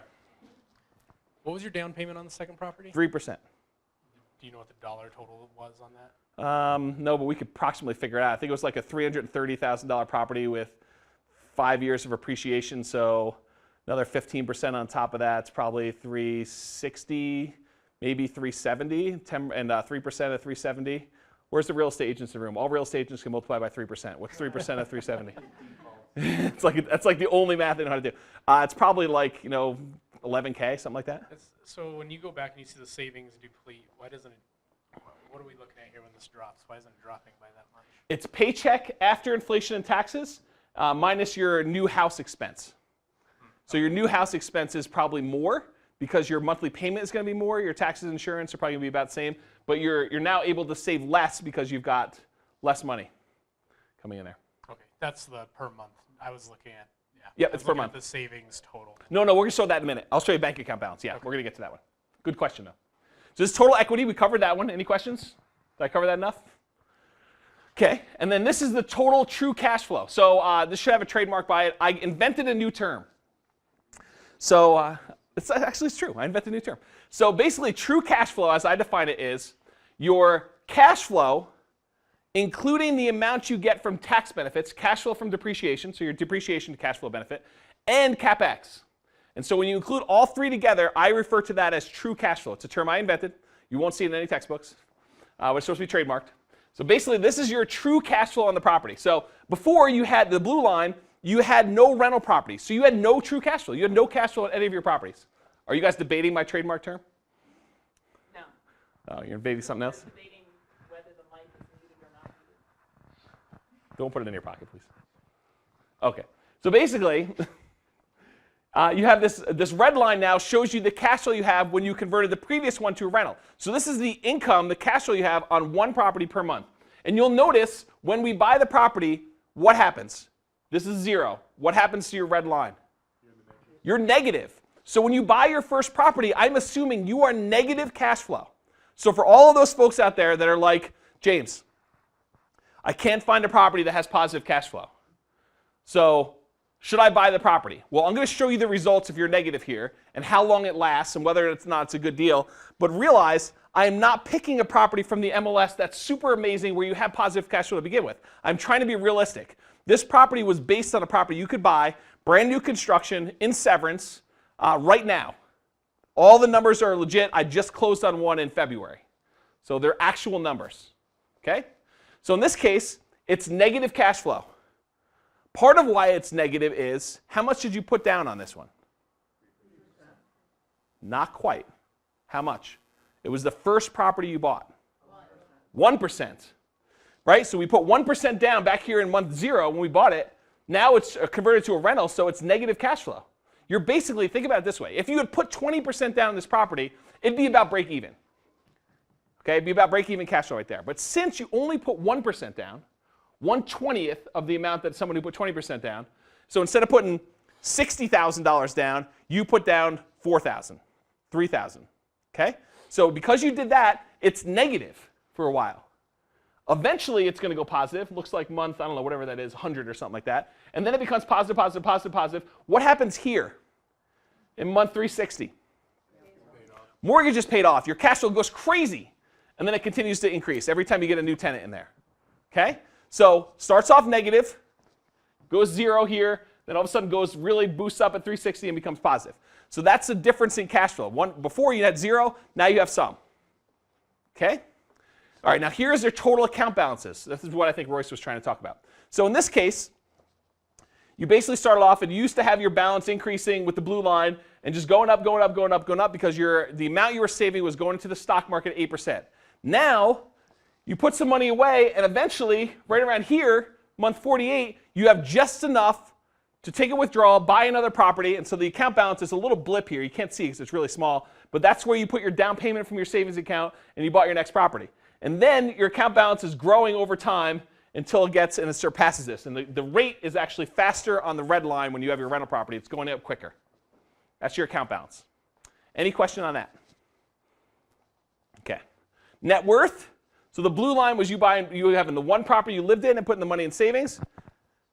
And then the next one here is the red line where you actually own 2 properties. Your net worth is greater when you actually buy 2 properties. By how much? 1 property is 4.6, 2 properties is 6.2. And if you're wondering what that is with inflation, here is the actual inflation adjusted number. It is a little less than 1.5 and $1.9 million in inflation adjusted numbers in year 40. Okay? So it helps you out a little bit, makes you a little bit better prepared for doing your 2 people in your extended care nursing home type dealio. I think the nursing home is the correct term, isn't it? All right, what are you 2 talking about back there? I was trying to figure out why you don't see a $15,000 drop right there, but it's because you're saying that's going towards the equity, it's part of the property essentially. In your really net worth? the closing costs. That's the net worth, you're basically changing $15K from your bank account to equity. But over here in total account balances, you can see it. If you zoom in really far, it actually does drop by whatever it is, 10K there. But the scale is this is $1 million. Right? And so $1 million, a $10,000 drop is that tiny bit, not much. Okay. Yeah, I thought for whatever reason when I was looking at this, I kept looking at 1,000, 2,000 on the side there is what I was seeing in my mind. I'm like, this makes 0 sense, James. Yeah. So I'm gonna go on a new plan where I'm gonna get free burritos for life. Every time someone challenges my math from over there, and I happen to be right, then I get a free burrito. I think they get me to correct the slide. That's how that works. It's a good deal for everybody. All right. So some people say to me, hey, James, you know something? I'll do the second one, but my plan is I really just want to own free and clear properties. I want to pay these properties off as quickly as possible. So what if we took all the money we have from that saving and we sunk it into paying off the loans first? We decided we're going to pay off these loans very aggressively. So anytime we have a bank balance, and I arbitrarily pick this, by the way, anytime our bank balance is over $15,000, so I think $15,000 is a good cushion of money to have in a savings account or on a kind of account where you can go to in case there's vacancy or some maintenance or something like that. $15,000, and I'll adjust for inflation, so 10 years from now it's actually more than 15. But $15,000, anything above that, I'm going to sweep the account at the end of the month and I'm going to pay down the loan. Okay, that's what I'm going to do. And I think I did the lowest balance loan first. There is a difference if you pick lowest balance or you do the highest interest rate or whatever it is, but since these interest rates were the same, I assume that they were the same interest rate, I think I picked the lowest balance one first, which will give you the biggest boost earliest on. Okay? So how does this compare? If we add in this new line, so the blue line was the one we did originally, buying 1 house. The green line is buying 2 houses. The red one is we're buying 2 houses, but we're paying off our loan as soon as possible. So this is the total amount of equity we have. And so your total amount of equity is starting to increase faster because of why? you're paying down a loan. So your equity is increasing, increasing, increasing. What happens here at the first inflection point? We paid off one of our loans. Then eventually, what's super interesting is, eventually these lines converge. So over time, you get to the point where the amount of equity you have is the same. Does this make sense to everybody? Yeah. Why are they the same? Because no matter which way you go, the normal way where you just let them pay off naturally, or if you aggressively pay them off early, you get to the point where you own 2 free and clear properties with no mortgages. So no matter which way you go, you end up with 2 free and clear properties. One of them you get there faster. And so this is your equity thing over time. Okay? But eventually you get to the point where you have 2. And this one you just have the 1. Make sense? Mm-hmm. All right. Microphone.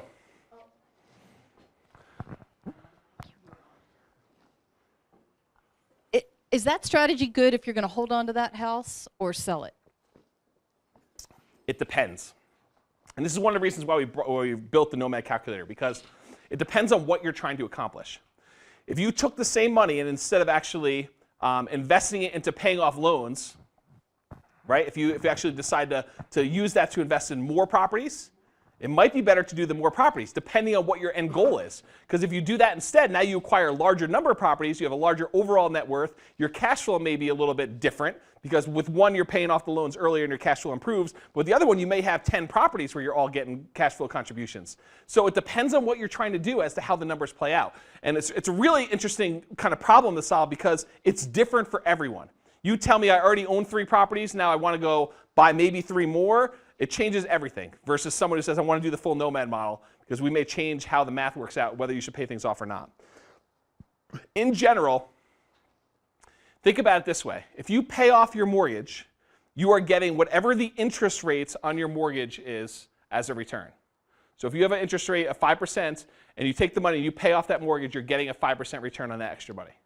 So, but it is as close to the word guaranteed return as you possibly can get, because the money is now actually already used to not be paying interest on it. So it's like a way to take money off the table and put it into something really safe. Okay? You're welcome. All right, total account balances. So with this one, the blue one was the original one. Our account balances were growing. And then finally, with the green one, which is buying 2 houses, your account balance was lower, but eventually it became growing faster because you've got 2 houses. The red line, though, is you buying a property, then buying a second one, then you taking anything over $15,000 and paying off mortgages. So it stays at about $15,000 until month 260, at which point you paid off the mortgages. Then it starts growing from there because you're taking all the money you're getting in there, the cash flow from everything, and you're investing in the stock market, which is this. So you can see how those different lines work. All right, net worth. You have more net worth. The lowest one, obviously, is the one where you just buy 1 house. You have more net worth with the red one at first, and then when you buy the 2 properties, I'm sorry, when you pay down the loans, the red one is the one that you have the second best. And then the biggest net worth is actually when you take the 2 properties and you leave the money invested in the stock market instead of paying down the loans. And it's for the reason I just told you. Because in one method, you're getting a 5% return on your money, and the other method, you're getting an 8% return. So depending on what you can actually do with that money, if you took it and you invested in other real estate, it goes crazy. That's why Nomad with 10 properties is so much better, right? Okay. Net worth. So these are the actual numbers. So 6.2 million versus 5.7 versus whatever that is. This is the one with 1 house. This is pay down loans, and this is actually don't pay down loans. And then inflation adjusted, that's what they are. Basically 1.9 or 1.7 and change is what they end up being inflation adjusted 40 years in the future. All right, so at one point, you believed enough to buy your first property with Nomad, okay? What if you don't stop believing in that dream and you continue to buy 10 properties? So remember when you first bought your first property, for many of you, your plan was to do 10. You were like, okay, I'm on the path. I'm going to buy 1, I'm going to move, I'm going to buy 1, I'm going to move. This is the most amazing thing in the world. And you guys were all excited. So don't stop believing. Let's revisit, if you do full Nomad, how does that compare? Okay? So number of houses. It's hard to see with the yellow, I apologize. This is the one where you just bought 1 property. You own 1 property. The green line is where you bought 2. So you bought 1 property, then you bought your second one about 48 months in, and then it stays at 2 for the duration. The Nomad one is this yellow line that no one can see. You bought your first property, your second property, your third property here, fourth, fifth, sixth, seventh, eighth, ninth, 10th, and then you moved into your last property where you lived happily ever after, and you stayed 11 for the duration. So that is the Nomad model where you're buying 10 rental properties by moving into one after another, and you're doing it. Does this make sense? Okay. So how much did you save? Well, before you got a little bonus for moving in. Then this next one, you moved into the second property, your actual amount saved went down because the amount you're spending on your properties went down. But then each one that you buy, it drops off some more, such that when you're buying your 11th Nomad property, basically in month, whatever that is, 270 or so, it's dropped down, and then it's slowly going up from there because you're not buying anymore. But these other ones, you paid off house here, house here, house here. Those are paying off different houses. This one, you actually have some payoff, but you have so much other stuff going on that you're not actually getting that benefit. Okay, because you're reinvesting. All right, any questions on this? Let's see, this one is, this one, the red one is paying down the loans. So the loans got paid off faster, this one. Okay, any questions? All right. Oh, I should say, the reason you don't see this one is because you're still living in the property here and you never paid off before the end of 48 months. Did I say that? I just thought it in my head. So this one, you're moving into your property in month 270. 360 months from then is when you pay off that loan and you'd expect to see this little burst. Those are the ones you're living in. Everyone clear on that? Make sense? All right, so total true cash flow, trademark. So basically right here, the blue line is no cash flow because you don't have any rental properties. You bought the one property, you moved in, you never had a rental. That's blue. The red one is you're going to pay down the loans. So you start here. You bought a property, your cash flow was negative for a little while, then it started to go positive, and at this point you paid off a mortgage, it goes up, and then it continues on this path as positive cash flow for the duration. That's you buying a property, moving out, converting to a rental, buying another property, and then keeping that rental for cash flow for the duration. That's the one where it gets paid off, okay? That's the red one where you're paying off the loans early. Then the green one is, you start off here, you have negative cash flow, you bought your second rental property, your second Nomad property, your first rental, and you basically convert here, and you don't pay off the loan here, it continues on, you eventually pay off the loan here at month 360, and then your cash flow improves from there. That's that model. The last one is Nomad. And Nomad, you come in here, you have a little bit of negative cash flow, and every time you buy another property, you add on a little bit of negative cash flow because they're pretty much negative as you're buying them. Just like the first one was, you have negative stuff. But the advantage is some of the properties you bought earlier are now having positive cash flow. So when you kind of add those back in, it helps to offset the negative cash flow you have in the other properties. Think of it this way. The one property you have $100 a month positive on that you bought 5 or 6 years ago now helps to cover the negative cash flow on the one you're just about to buy, such that you're not getting continued more and more negative properties cash flow in this stuff. So cash flow starts off negative, and as you buy new ones, it does go a little bit negative, but you're getting more positive overall, and the numbers become really jagged and kind of weird because you've got so many different things kind of playing into each other. Does that make sense? So you have better cash flow here. It takes to the point where you get to about month 290 where your cash flow from doing the full Nomad exceeds the cash flow from doing the debt paydown one. And it exceeds it probably, I don't know where it really starts, but probably in this 160 months or so of just buying the one property, or just buying the second property and not paying them off. Okay? So then it goes way up from here. Basically your cash flow is about, whatever that is, $22,000 a month at month 40 doing the Nomad model, where before it was like $4,000. Year 40, yes, month 480. Okay, so you can see the difference. And remember, that is inflation. Those are inflated dollars, so it's really about a third of that. So if you want to think to yourself, how much cash flow will I have in year 40 by doing this model? It is about 22,000 divided by 3, which is about $7,300 or so per month in today's dollars. So that gives you enough money to do one of your nursing home things. Right? But you have equity now. You have 10 properties that are growing with equity. And you have some money in your bank account. So here's the bank account balances. The first one, you have more money because you're basically just putting it in the stock market. That's the blue line. But eventually it gets overtaken by all the other ones. Your red line is basically paying down the loans. So it stays really, really low at that $15,000 inflation adjusted until you get to the point where your loans are paid off. Then it starts saving, starts growing there. Then you have your green one where you buy 2 Nomad properties. So it's sort of like between the one where you just bought one and the other ones where you're actually spending your money. And then it kind of overcomes that because your stock market rate of return is good.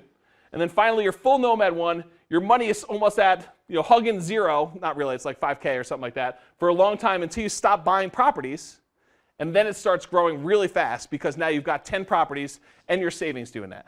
But you're reinvesting as you go. You're keeping your account balance really, really low with the model where you're doing the full Nomad. Does this make sense? Yeah. Okay. Yeah. Mike, pay attention, please, Mike person.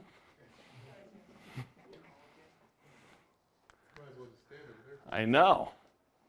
You shouldn't turn it off between things because it takes a while to actually sync back up. Oh.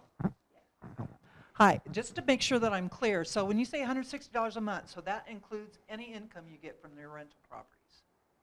So it starts at 160, but remember your income is going up at 3%, your expenses are going up 3%, so your actual savings are also going up. And as your savings are going up, as the mortgage payment is fixed, so over time, because the mortgage payment is fixed and your insurance and your taxes are only going up by 3%, it actually still gets wider. So you end up saving more and more money each month. Okay. Does that make sense? It's a complicated equation because we had to make some really interesting modeling assumptions when you do it. You can't just say it's $160 a month flat because all of a sudden you have houses. You have to calculate you have to take into account that when you're calculating this, you're buying different houses, and so your housing expenses when you're living there changes. So you have to make your assumption early on about income so that you can cover the first one. But then after that, when you're buying new houses, it might be more expensive than the first one, or it might be cheaper than the first one, depending on what you put in there. So there's some really weird stuff going on. But yeah. Yep. I just want to throw a twist since you like Sure. numbers. It's all an opportunity cost, game. Yeah. So if the stock market is going, gangbusters like last year or Yep. right now, then that's your best place. You want to cash flow as much as possible so you can work on that. Once the stock market is losing money, then your best opportunity cost is the 5% you invest on yourself for 5%. Yeah, but So it's then- hard to know that in advance. You can't tell at the beginning of the year whether you're going to have a 20% year in the stock market or you should take your money and put it into, your house. It's really hard to predict. But you can do it on a monthly basis, right? You can, but how do you do it in advance? Like, let's say, so next month, April, is the stock market going up or down? True, yeah. Right? So do we take the $10,000 we've got in the bank account, do we put it in stocks, or do we pay down our mortgage? I don't know. And I don't think you can know that in advance. You can guess, but there's lots of times when people suspected, hey, listen, the stock market's going to do this because so-and-so happened, and it does just the opposite. So it's really hard to predict. True. On a monthly basis, yes, but on a yearly basis. Even yearly. I mean, how do you know? I'll give you an example. The day before the election 2 years ago, I think a lot of people thought that a certain person was going to win, and then next day, someone else won. How could you have predicted that? Right? And no one knows. And how do you know what the stock market would have done in that situation? You would have thought, oh, so-and-so is going to be elected. They have this financial policy. I think it's going to do this. Then next day, it's all different. You can't predict it. It's really, really hard to do. Even the smartest financial guys in the world are not able to predict it. Actually, Royce is reading a really interesting book about this now. Basically, they say, I don't know what the market's going to do. What I do is I do asset allocation such that no matter what happens in the market, I've got things that go up and I've got things that go down, and I've got my downside covered by investing in contrasting things. And so they're not investing and saying the market's going up. They're saying I'm covered no matter what happens. Super interesting stuff. You're welcome. All right, so account balances. We covered that, right? No questions? So total equity. So house values, basically minus the mortgage, includes rentals and owner-occupant. So we had one property, that's the blue line. The green line is you had two properties, but you didn't pay down the mortgages. The red line is you started paying down the mortgages aggressively first. And then the yellow line is you do a Nomad, and Nomad goes crazy. So your total equity with Nomad is $10 million. Your total equity with the other two is just under 2.5. So Nomad wins by a lot. By a lot. Okay? And so you could go tap into the equity, sell a property, refinance a property, pull money out, and that's where you get the rest of the money for paying for your long-term health care, nursing home sort of dealio. Okay? With this model, there's not quite enough left. This is the difference between 10 million and 2 point something. So your net worth, these are the three other scenarios. One house, two houses, whether you pay off one faster or slower. And then here's Nomad. Nomad, your total net worth, including account balances and your equity, is like 14 or 13 million or something like that. There you go, 13.959. And then these are the other three options, which is under 7, over 5, and under 5. Does that make sense? Inflation adjusted, basically it's 4.2 million in total net worth for doing the full Nomad model. So think about it this way. If you had $4 million in the bank today, is that enough for you to retire? If it is, then this Nomad model will get you there because this is inflation adjusted dollars. It's in today's dollars value. Okay? If it's not enough, you need to do more than the 10 houses. That's what that means. Okay? Either more real estate or some real estate, more stocks, or some combination thereof. Okay? All right, so those are like the charts. So what I basically did, I'm going to recap and then I'm going to go over some of the resources I have for you. So we talked about one property if you don't do anything more. If you learn nothing else in this class, you need to buy one property. You need to move in, you need to owner occupy, you need to do that. Okay? Now, the harder discussion is, you've got one, should you buy a rental? Should you actually buy a property and convert it to, the last one to a Nomad, convert your last Nomad to a rental? And I think the numbers suggest yes. So if you're on the fence about whether to go from 1 to 2, you should do 2. Now, whether you do the full 10 or not, let's make a decision every year. I'm not trying to convince you to commit to 10. I'm saying do 1, absolutely. If what I just told you makes sense for 2, let's do the second one. And then let's evaluate it and wait till next year to do number 3. I will tell you the compelling reason to do 3 is there, but you don't need to make that decision today. You don't decide 10. You say, I'm going to evaluate it, I'm going to come to class, I'm going to make sure this makes sense. If it makes sense, great, I'll move along, I'll do another one. If not, no big deal. I stopped, I'm better off than I was. Does that make sense to everybody? Yep. Okay. So, how many people are like, well, the math is really compelling, but I'm not sure I want to move. I don't want to actually move every year or every 5 years or whatever it is. Can't get my family on board. And by the way, it's always, I'm willing to do it, but the spouse who's not in the class, they're not willing to move. It's always someone else that's not willing to do it, right? So if you're not willing to do that, a class we taught, I forget what it was, last week, 2 weeks ago, how to do Nomad without moving into properties. There's a 15% down payment loan option, 20% down payment loan option, and then there's all the creative financing loan options that are available. There's a whole class on how to do this. I'll post these online somewhere so you don't have to write down all the addresses because there's going to be a lot of addresses coming really fast and you probably can't write that fast.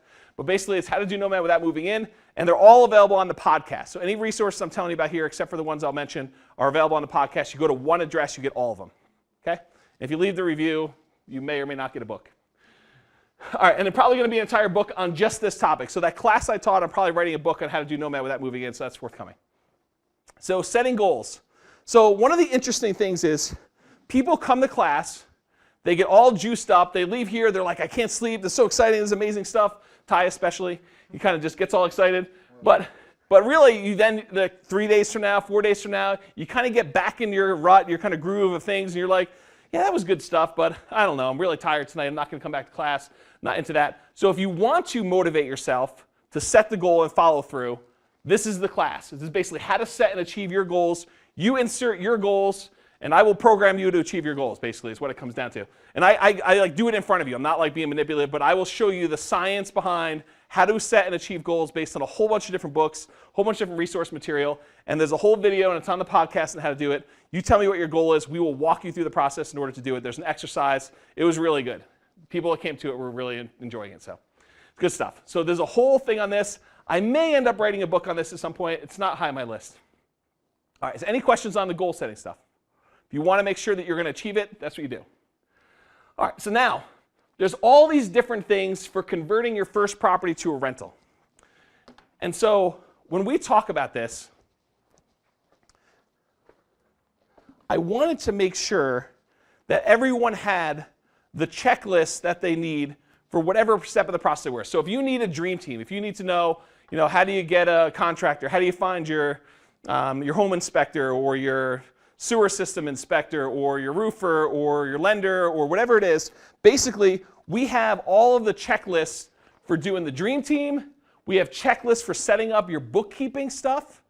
We have all the checklists for setting up your asset protection for entity setup. all of these different things, I'm going to go through some different resources we have, but we have checklists for every single one of them too, and they're online. So you can't even get this book anymore because we stopped printing it. It was a collector's edition. Tammy said I'm not allowed to sell them. But basically, if you go onto the website, they are available there. And these were only as gifts for Christmas. So I only have one copy left. If it disappears, I'll know it's you. Because every other one is numbered, legitimately. They were all numbered and signed. They were collectibles. So I'm going to go through a whole bunch of these things and show you where the resources are. So if you say to me, James, how do I advertise a property for rent? We've got a 2-hour class on that. We've got resource on it. We've got checklists. I'll show you exactly where all that stuff is. So that's really what this is about. So for your dream team, clients contact me all the time. James, who's your attorney? Who's your sewer guy? Or who's the person you call for handyman stuff? You go to my website, jamesorr.com referral directory. Again, you don't need to write this down. You're going to get the access to it. But if you go there, it'll show you my list, my current list, and we keep that totally updated. And then a checklist for building your dream team. This is basically that book online. If you go here, Dream Team post-closing. This is after closing. That's what post means. And then selecting and managing your property manager. So how many people came to the class where Brian and I split the class? So basically, I did how to select your property manager, and then Brian taught as a second half, which is really should be a full class by itself, how to manage your property manager. Anyone come to that class? No one came to that class?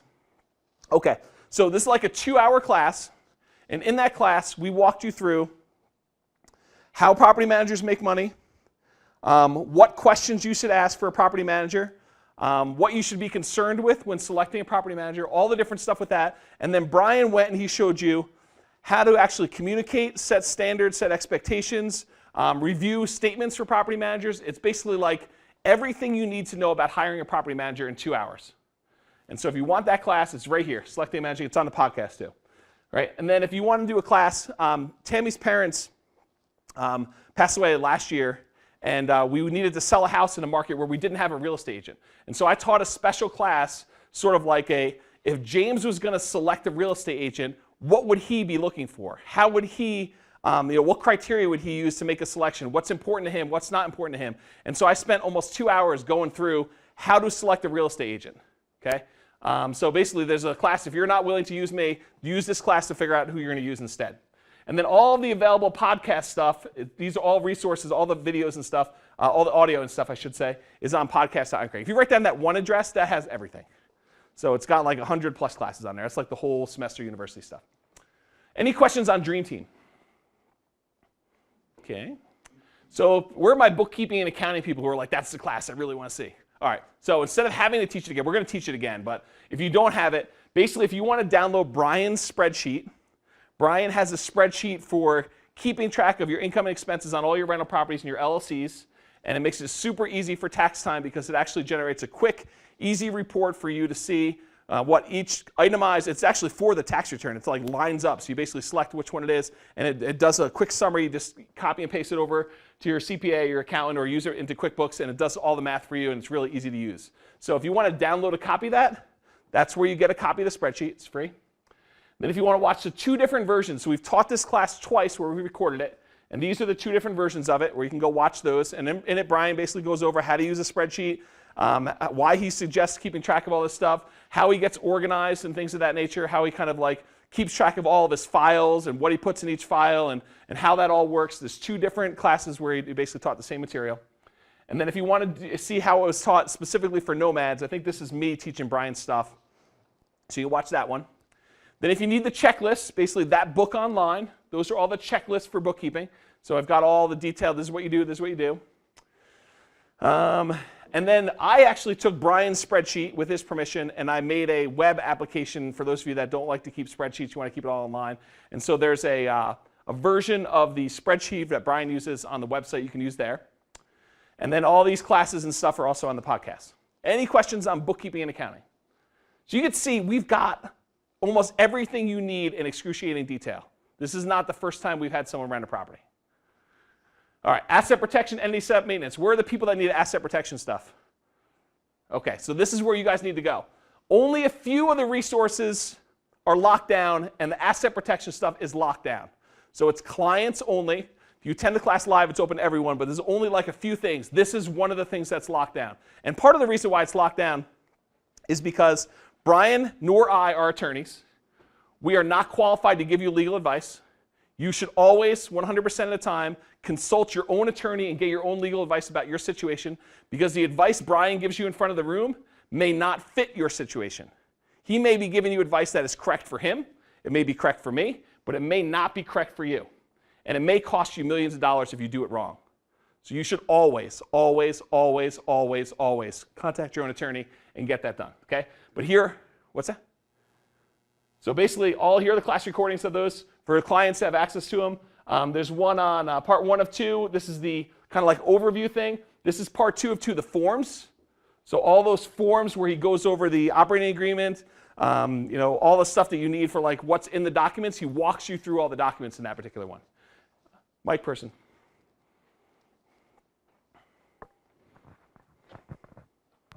For your asset protection Yep. of 2017, I'm assuming you're going to be doing one for 2018. Maybe, maybe not. I'm not sure what's on the schedule for that. Okay, I was just wondering because I don't know if part of your asset protection involves taxes or not. A little bit, not much. It's really about protecting yourself from lawsuits. It's less about taxes and that. That's probably more in the bookkeeping and accounting one. Okay. All right. Yeah. That answers my question. Yeah. I'm not sure if we're doing it. We basically have like 40-something spots for classes during the year, and we have more than 40-something topics. And we're creating new ones. Like tonight's topic is brand new. No one's ever taught before.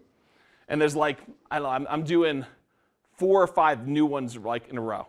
So there's more classes to teach and stuff. And this hasn't changed that much. I mean, asset protection is asset protection. What's good about it is it's standard. It's like classic. It's there. It's a principle. It's not something that changes every year. We're not doing in vogue stuff. We're doing classic, the things that work. Okay. So those are the 2 ones. This is the one on theory and how to set it all up. This is the one on the forms and the detail. You can't do them in the same night. Although he doesn't reteach this one, so you really should watch this one first so you understand why he's doing the other stuff. And then Asset Protection 2016, this is when we tried to do it all in one class, which I stopped because Brian sometimes will teach a class and it'll be 4 hours long. Well, Brian listens to it this far as the recording. And then we did 2 ones for Nomad specifically. One is basically the overview and the other one's all the forms, document examples for Nomads. And actually, these are not available on the podcast. This is the one, the few things that's locked down. Okay? Any questions on asset protection? Cool. So prepare to be a landlord. So there's a whole checklist on things you need to do in order to prepare yourself to be a landlord, to getting all your stuff in a row, getting all your documents. This is where you go to get background and credit check providers. So I get calls from people all the time. James, who do you use to run credit checks? It's actually in the class, but people just want a special page for it, so I put up a page on that.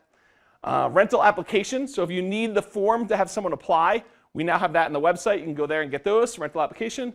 So the lease is one of the other things that's locked down. There's 2 different live classes on the lease. One of them is, actually there's 3 different classes on the lease now that I think about it. One of them is Brian teaching the lease before the lease was updated by the attorney. It was basically an older version of the lease. And so there's a version of Brian teaching it. And by the way, as a complete aside, if you have an opportunity to hear a version where Brian teaches a class and a version where I teach a class, you should listen to both. Because sometimes Brian will explain something one way, or he'll say something that he normally teaches, and then I have totally different stories because we're not managing the same properties. And so you'll hear one story about how Brian does it, you'll hear another story about how I do it. When in doubt, use Brian's stuff. Okay? I think that's a fair thing to say, but I will tell you that we definitely have different stories, and we don't always agree on stuff. Actually, one of the things we don't agree on is asset protection. Oddly enough. So, 2 different classes. I think one of them is me, one of them is Brian. And then there's another class, which is the same. It goes over the lease, but instead of actually going over the lease where we just kind of teach you what the lease is, I go over it in a way that I'm explaining it to your tenant. So it's as if you're sitting down with your tenant after you filled out your lease, and you're having to describe what each section of the lease is about, and describing what's expected of your tenant. And so it's like me teaching you how to talk to your tenant, and then occasionally I'll pause and I'll say, this is why we say that. And this is what happened there. And so we go over it, and it's annotated. So I have a version of the lease. I have a version of the lease where I show you what gets filled in each blank, and then why we explain it to the tenant in certain ways, and it's all written out in case you don't want to go listen to the whole thing, but that's another version of it. And again, the lease is one that's locked down. That's for clients only. Usually how it works for clients with leases is if you buy a property, then you get access to the lease. You have to send me a special email, and the email is basically you're going to go have it reviewed by an attorney before you use it, and then I will give you all my lease stuff. Okay? Any questions on leases? preparing for a landlord, that sort of stuff. So you can see we got a ton of things for you guys. Lease option resources. So if you don't have to do lease options, but if you decide you're going to do this model and you're going to use tenant buyers to do lease options, there's a whole kind of plethora of resources on how to do lease option stuff. Basically, this is the 2 classes on how to invest, in real estate with lease options. There's 2 different versions of that. How to acquire a multi-million-dollar real estate portfolio with $3,000. That's this book in class form somewhere. That's this one. That's not the one that you get for doing the review. It's a totally different book. I gave this out for Christmas, not last year, but the year before. And this is the class on how to do that. And then Analyzing Deals 201, how to basically buy a property when you're selling it on a lease option. So when we go over the deal analysis spreadsheet, which you can download on the website, that's free, we go through how to analyze a deal thinking the tenant buyer is going to give you an option fee, and the tenant buyer is probably going to pay you a small premium for rent, and how that all works, and then how we look at the exit. And so there's a whole 2-hour class on how to analyze deals for lease options that's available for you too. Then Nomad with lease option exit overview. That's a whole class on nomads who want to use lease options to not have to come up with down payments. Class on that. Then there's 2 different versions of this class. So I had a bunch of clients all pretty much at the same time buying properties where they were intending to do lease options. And so I was getting repeated questions, like the same questions over and over again of like, so James, how does this differ when I'm taking calls from tenants or the marketing I'm doing in order to advertise a property on a lease option? And when people call on me, they're acting differently than regular tenants are. And yeah, they totally are. And so what I did is I took a whole class, 2 different classes. They're the same material, but taught twice, 2 different periods of time. And I walked people through the psychology of what people who have credit challenges or are unable to qualify for a loan or had a bankruptcy or foreclosure, and they're calling on your ad for rent to own, which is what the lease option is, and how they're thinking about things and how you should market to them and how you should treat them fairly and how you should think about what they're doing, and then how to sort of structure your deal and all that stuff. So it's basically inside the mind of tenant buyers and how to sell to tenant buyers and how to do marketing to attract tenant buyers. So if you're doing lease option deals, this is sort of like the advanced class on how you're talking to tenant buyers and things of that nature. So that's available to you as well. And then finally, just like I did the lease where I did like a walkthrough of all the paperwork and everything, there's a walkthrough of the paperwork for the lease option, the second part of the lease when you're doing things like that. And this one is locked down. So this is actually, basically the lease and the lease option and asset protection are the lockdown resources, if you think about it that way. Okay? Any questions on lease option stuff? Is this helpful, me going through and showing you all the crap that we got? Because I actually was like really reluctant to do it. I'm like, maybe I should just like teach some stuff. But some people don't even know what's in this stuff. And there's like 2 hours worth of amazing stuff on like each one of these subtopics. And people are like, I didn't even know you had that. Well, that's true. I create stuff. This actually happens to me. I will go create like this tool or this chart or something like that on my website. And then I'll forget about it because it's like 5 years from now. And then someone will say to me, hey, James, do you have anything where you can think about this? And I'll be like, I don't think so, but that's a really good idea. Let me go write the code. And as I'm writing the code, I have like deja vu. I'm like, this code seems really familiar to me. Like, I thought about this problem before, and I figured it out. And I'll go and like halfway through the project, I'll do a search in my own website. And I'll be like, oh, that's because I built this thing before, and I have all these tools. So I built so much stuff, and I've been doing it for so long that I forget what's even on my website. So it's true. All right. So then how do you prepare your property for rent? There's a whole checklist on preparing your property for rent. That's actually on the website. And there's a whole bunch of stuff. I think it's in most of the tenant screening and property management things where Brian talks about getting your property ready for rent. But there's some good stuff on there too, in addition to the checklist. Any questions on that? Okay.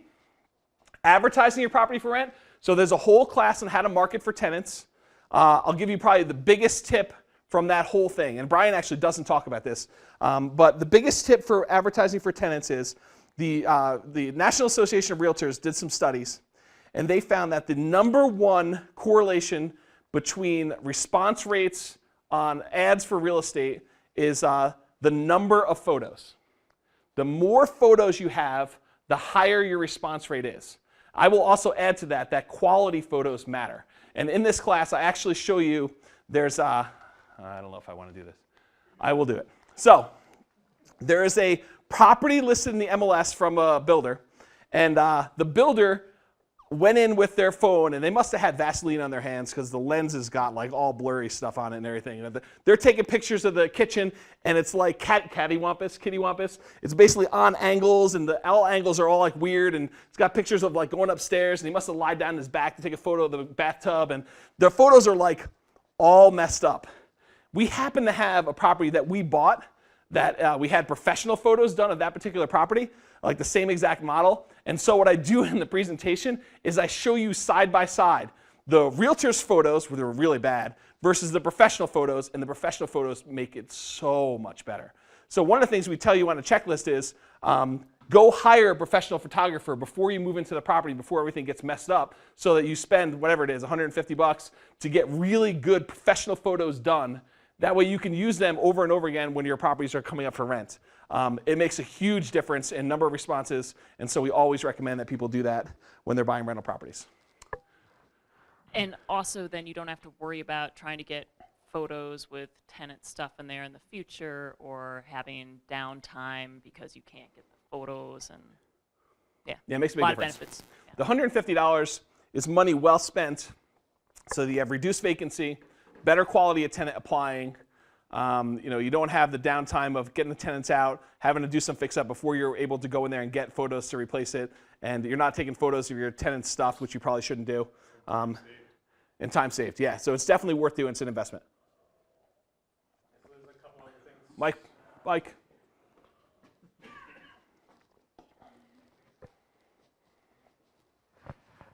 Okay, so a couple of things that I'll mention. So some of the property managers here in town are starting to ask new clients to come on, or new properties to come on, to have them allow the property manager to hire a professional to come in, not just have the property manager take the pictures, which they were taken with really good quality cameras. They actually feel it's worthwhile to have the professionals done. The other thing that's worth doing is reach out to the seller. If they had professional photos taken and you can get permission to use the photos, that works out really well and saves you some money there. I will tell you, do not download the photos from the MLS with the little iris logo on it. Those are copyrighted. If they see those advertised elsewhere, I would not be surprised if you get a call from the attorney. So don't mess around and try to take someone's photos without their permission. If you're going to get photos from a seller, you need to get them straight from the seller before Iris, the MLS, puts their logo on it and copyrights them. Because when you upload them there, they have rights to do the marketing, and they do not give you those rights. So don't mess around with that. All right. What's that? Yeah. So tenant buyer sales and marketing is the ones I told you about before. They're available, and these are all available on the podcast. Taking calls from tenants. So there's a whole checklist for taking calls from tenants. There's a class on tenant screening mastery, basically how to take the phone call, how to screen tenants properly. And then we just did another one. I'm not sure where that one is on here. But this one is also, I think this one's Brian teaching it. I think this one's me. And then tenant buyer sales and marketing, those are the ones from the previous page, and they're all on the podcast. So if you need information about how to screen tenants, we've got multiple classes, multiple versions. You should watch both of them, like I said before. Showing tenants properties. So here's the checklist for doing that. There's a tenant screening mastery. We talk about that in there, and tenant screening. And then there's some podcast stuff in there. So if you need to show properties, I think that's where we handle that when you're trying to go look at properties and show them to the tenants. Processing applications. When you get an application in there, there's a checklist for that. It's part of tenant screening mastery, and Brian teaches it. Tenant screening and mock tenant screening is that class that's coming up where Brian's going to give you an actual application, have you work through it. I don't know if we've recorded this. I guess we must have recorded it in the past. But Brian did not. I don't think Brian recorded the last time we taught it live, because partially it's a workshop and you're given time to go do work on it, and it was a little bit weird. So I don't know if it actually got up there, but this may be me teaching it where I taught it in a different format. All right, approving applicants. If you thought about the last class where we did tenant screening and talked about that, this is the approving applicant checklist. This is how you collect a reservation deposit. This is when you do the lease signing. That should be a ceremony. It should not be you just send it over and have them sign it. There is extreme value in sitting down face-to-face with the tenant and walking them through the terms of your lease as to what expectations are and what you require them, how things work. Because if you just send it over, they're just signing it. And they're not going to comply. And even if they read it, they're not reading it with the understanding of, what does this mean I need to actually clean the gutters out every 6 months? What does that mean? It means you need to climb up there and freaking clean the gutters out. That's what it means. And if you're sitting across from the tenant and you're explaining them to it, so every quarter you need to go and do this, or you cannot smoke on the property at all That's what this means. If you do, you will be evicted. It is a violation of the lease. It's not just in there as boilerplate. It means something. And so when you sit down and you explain it to them, that's what you want to do. So it should be like a ceremony. If you're going to do it with them, tell them to leave the kids at home. Get a babysitter. Do not bring your kids to wherever you're going to go, Qdoba, and sit down and go over the lease with them. Don't do that. Tell them to leave their kids at home. So they have their full attention. They're not distracted with their kids. Lease signing, lease review, document property condition checklist, how to go do that. Pre-occupancy reminders to the tenant. So a lot of times, because we're advertising 90 days in advance, ideally 60 days in advance at a minimum, to try to find our next tenant, a lot of times we will have our tenant before the property is even ready. So staying in touch with the tenant and reminding them of what's coming up and what they're expected to do is important. So we have a whole bunch of different reminders that we've set up for you to do that. And then when the tenant moves in, there's a checklist for that. There's also a checklist for what you do week 1, month 1, and periodic inspections of the property too. So there's all sorts of checklists and resources for you on that. Good to know? Collecting rent. There's a collect rent checklist. I don't know if this one's that great. By the way, this is actually a good point. Maybe that's why I put it in there. If you go to any of my checklists and you're like, James, you're missing something, let me know, because we want to make it better for everybody. And if we put something in there and you think something is wrong, let me know, because I'll either argue and explain to you why it's right, or I'll say to you, you're right about that. We should change that, which happens probably more often than you think. Well, I mean, I'll give you an example from like 2 weeks ago. We used to tell people, do not rent to anyone who has a felony, period. That was like a criteria that you could not, basically, if they had a felony, automatic disqualification. Turns out you're not supposed to do that. And that's new. That's new from HUD. And so actually, Tammy, I think, found the article and told us that, that is a new policy and that we are not allowed to automatically discriminate against tenants that have felonies. Mike?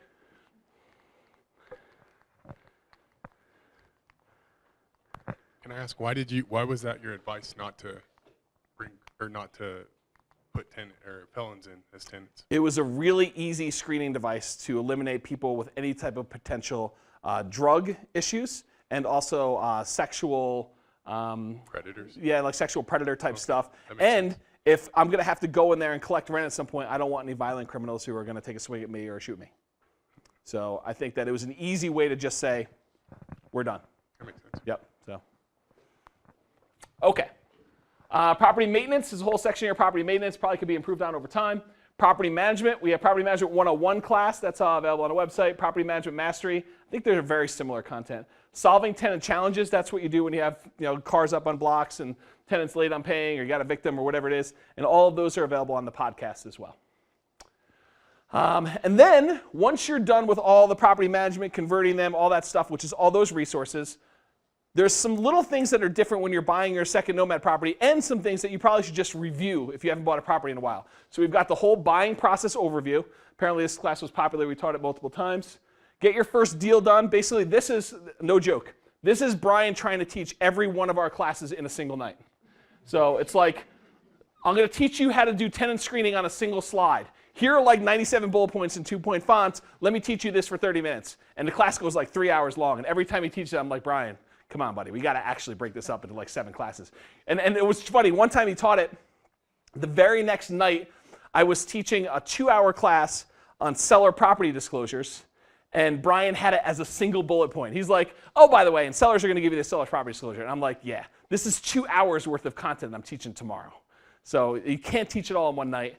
But this is like basically that class. So it's really good if you're like new and you've never like heard us go through how to buy a deal and stuff like that. This class goes through a ton of information really fast, but it's not enough detail to go deep and really understand each nuanced thing. Okay? And all those are available on the podcast. But there's 3 different versions of it. One of them may be me doing it, me doing Brian's like 4-hour class, and then the other 2 are Brian teaching the 2 classes all in one night. And then finally, financing your second Nomad property. And what's interesting about all these ones, they all have the old information. So loan programs change, and I talk about this in the class. You might think I'm doing the nothing down loan program, and now all of a sudden the nothing down loan program goes away. In our example, the 1% down loan program that we've been telling people to do as either your first or your second loan is going away in May. So unless you're buying a property and going under contract between now and May 30th or whatever it is, that's not an option. That option is no longer available. So these classes are all outdated. It's slightly outdated, but if you listen to it, it sounds like we are so sure of these things. Go talk to your lender, get the 1% down loan program.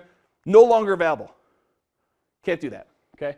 So they'll be updated as we go through. I'm not going to go back and update stuff, but the new class we teach, we'll show you the new loan programs and how that all works. So there's a whole bunch of stuff about financing and things like that in there. All right, any final questions? Microphone. When, like you just said, you're going to update. When you do update that and change it, are you going to take off the old one so that way? Nope. Like, let's say I'm new and I'm going in there. I tend not to. Okay. I leave the old crap on there. Yeah, partially because, as much as I think I'm like, actually I don't even think about it. As much as the presentation is set and then when I present it a year or two later, I may actually say new things. Or I may have told you a story that was really, really important, but tonight I might have missed it. Well, I guess what I was getting at is so let's say you made some kind of example, I don't know. Look both ways for you across the street. That's one of your rules and Yep. everything. But then it changes to, no, you don't look both ways. You look to your for right and left Yep. and behind you and in front of you or something. Yeah. So it's a completely different Totally. thing for you to do. Are you going to state that? Or? No, Oh. not in the old one. Like the felony thing. If you go listen to the old stuff, you're going to hear me say, don't accept felons. Does it have, I guess what I'm trying to get, do they have dates so you know which ones are the older Yes. information? Yeah, they're ordered on the website, so they're put up in order. So you can totally see that. And we actually, when we put them on the website, I'll say this was given on July, whatever it is, 2016, and this was the class. You can look at the most recent one, totally. So I have a quirky intended scenario, and a lot of people tell me it's a terrible idea, but it is what it is. So I'm going to put it out there and see if you have any advice or if all of this still applies. Okay. I have 5 kids and myself in my house. Mhm. 3 of my kids at home are teenagers. I did just get rid of a couple of teenagers, so I had 7 kids and me in my house. I always have spares. I have spare teenagers always. Yeah. It's a thing I do. So most of my teenagers can't afford to move out. Okay. So I'm going to move out and leave my teenagers at the house. Sure.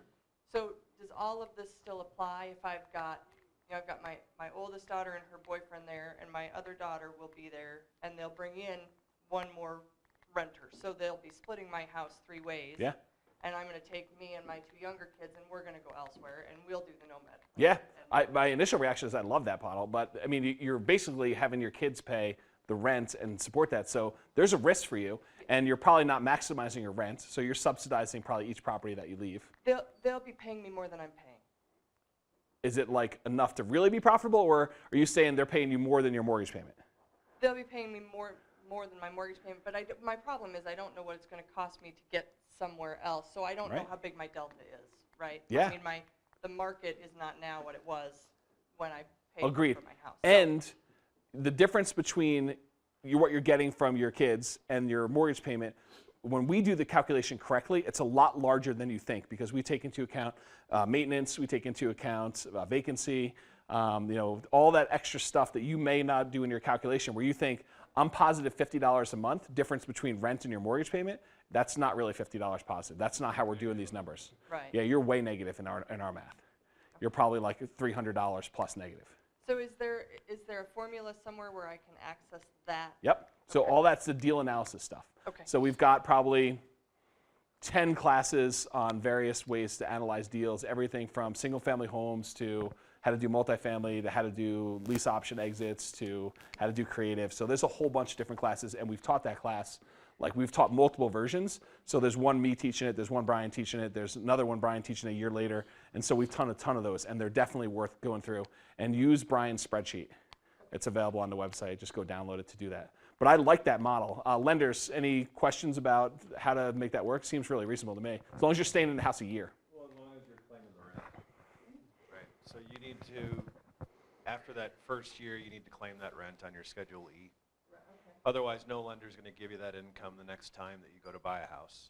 So if they're just paying you cash and you don't claim it, I mean, then it won't show up as income. It's almost as it didn't exist, to Freddie Mac or Fannie Mae, right? So you want to do everything above board, and if you're trying to accumulate 4 properties, just make sure you're claiming the rent and that you're not taking massive deductions, So if you feel like being creative with your deductions, because I've seen that some property loses $15,000 one year, that's going to hurt your debt-to-income ratio. It's going to be hard to go qualify. buy the next property. Yeah. So be legitimate about your deductions and claim what you got. When you're going to you're going to take one big lump sum deduction of depreciation, which is really just a paper deduction. It may look like that property lost money that year, when in reality it didn't. You took $8,000 of depreciation, so it's kind of a paper accounting loss. It's not really a cash flow loss per se. So that's fine, and always take that. You have to. If you don't take it, you still, it counts as if you did.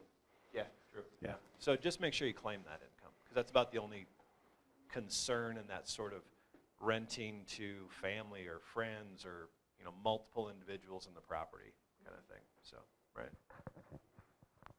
Yeah, if they can qualify though, the plan looks really good when they can qualify, because now instead of you having to come up with 5% down for your fourth property or something like that, they could buy it for 0, or they could do it for 3% down. And so you end up having less money out of pocket overall if they're able to do some of the purchases and have them go look at a new purchase. I don't know, can they co-sign and actually get the low down payment for their... She would co-sign, and I'm sorry. Yeah, like she co-signs for her daughter getting a house where her daughter is able to get USDA, but... Yeah, so she co-signs and the kid buys the house. They have to be 18, probably unrealistic. They'd have to have a 2-year job history, or if they go to school, they come out with a degree. But you can co-sign. They can put down 3%. You can't do USDA because she'd be a non-occupying co-borrower, so you can't do that. But any of the 3% down programs, you can co-sign, and it would then be called their primary residence. So yeah, as they get old enough and they get their first job, a year worth of income, you can qualify. Yeah, so what he's talking about doing is sort of like a legacy Nomad model, where you're willing to even gift your kids enough money for the down payment, because you would have had to come up with it anyway. But now instead of you having to come up with 5, you can come up with 3. And so there's a whole class on that called Legacy Nomad. And it's basically the model where you're gifting your kids money and having them move into properties. Yeah, so I'd go look at that too. Just a question in that scenario. How would the U+2 rules affect that? Because you've got 4 people in the house. 2 of them are related, but the other 2 aren't related to any of the other. Yeah. If it's in Fort Collins, you may want to check U+2. Is it in Fort Collins? It's in Lebanon. Okay. So it doesn't apply.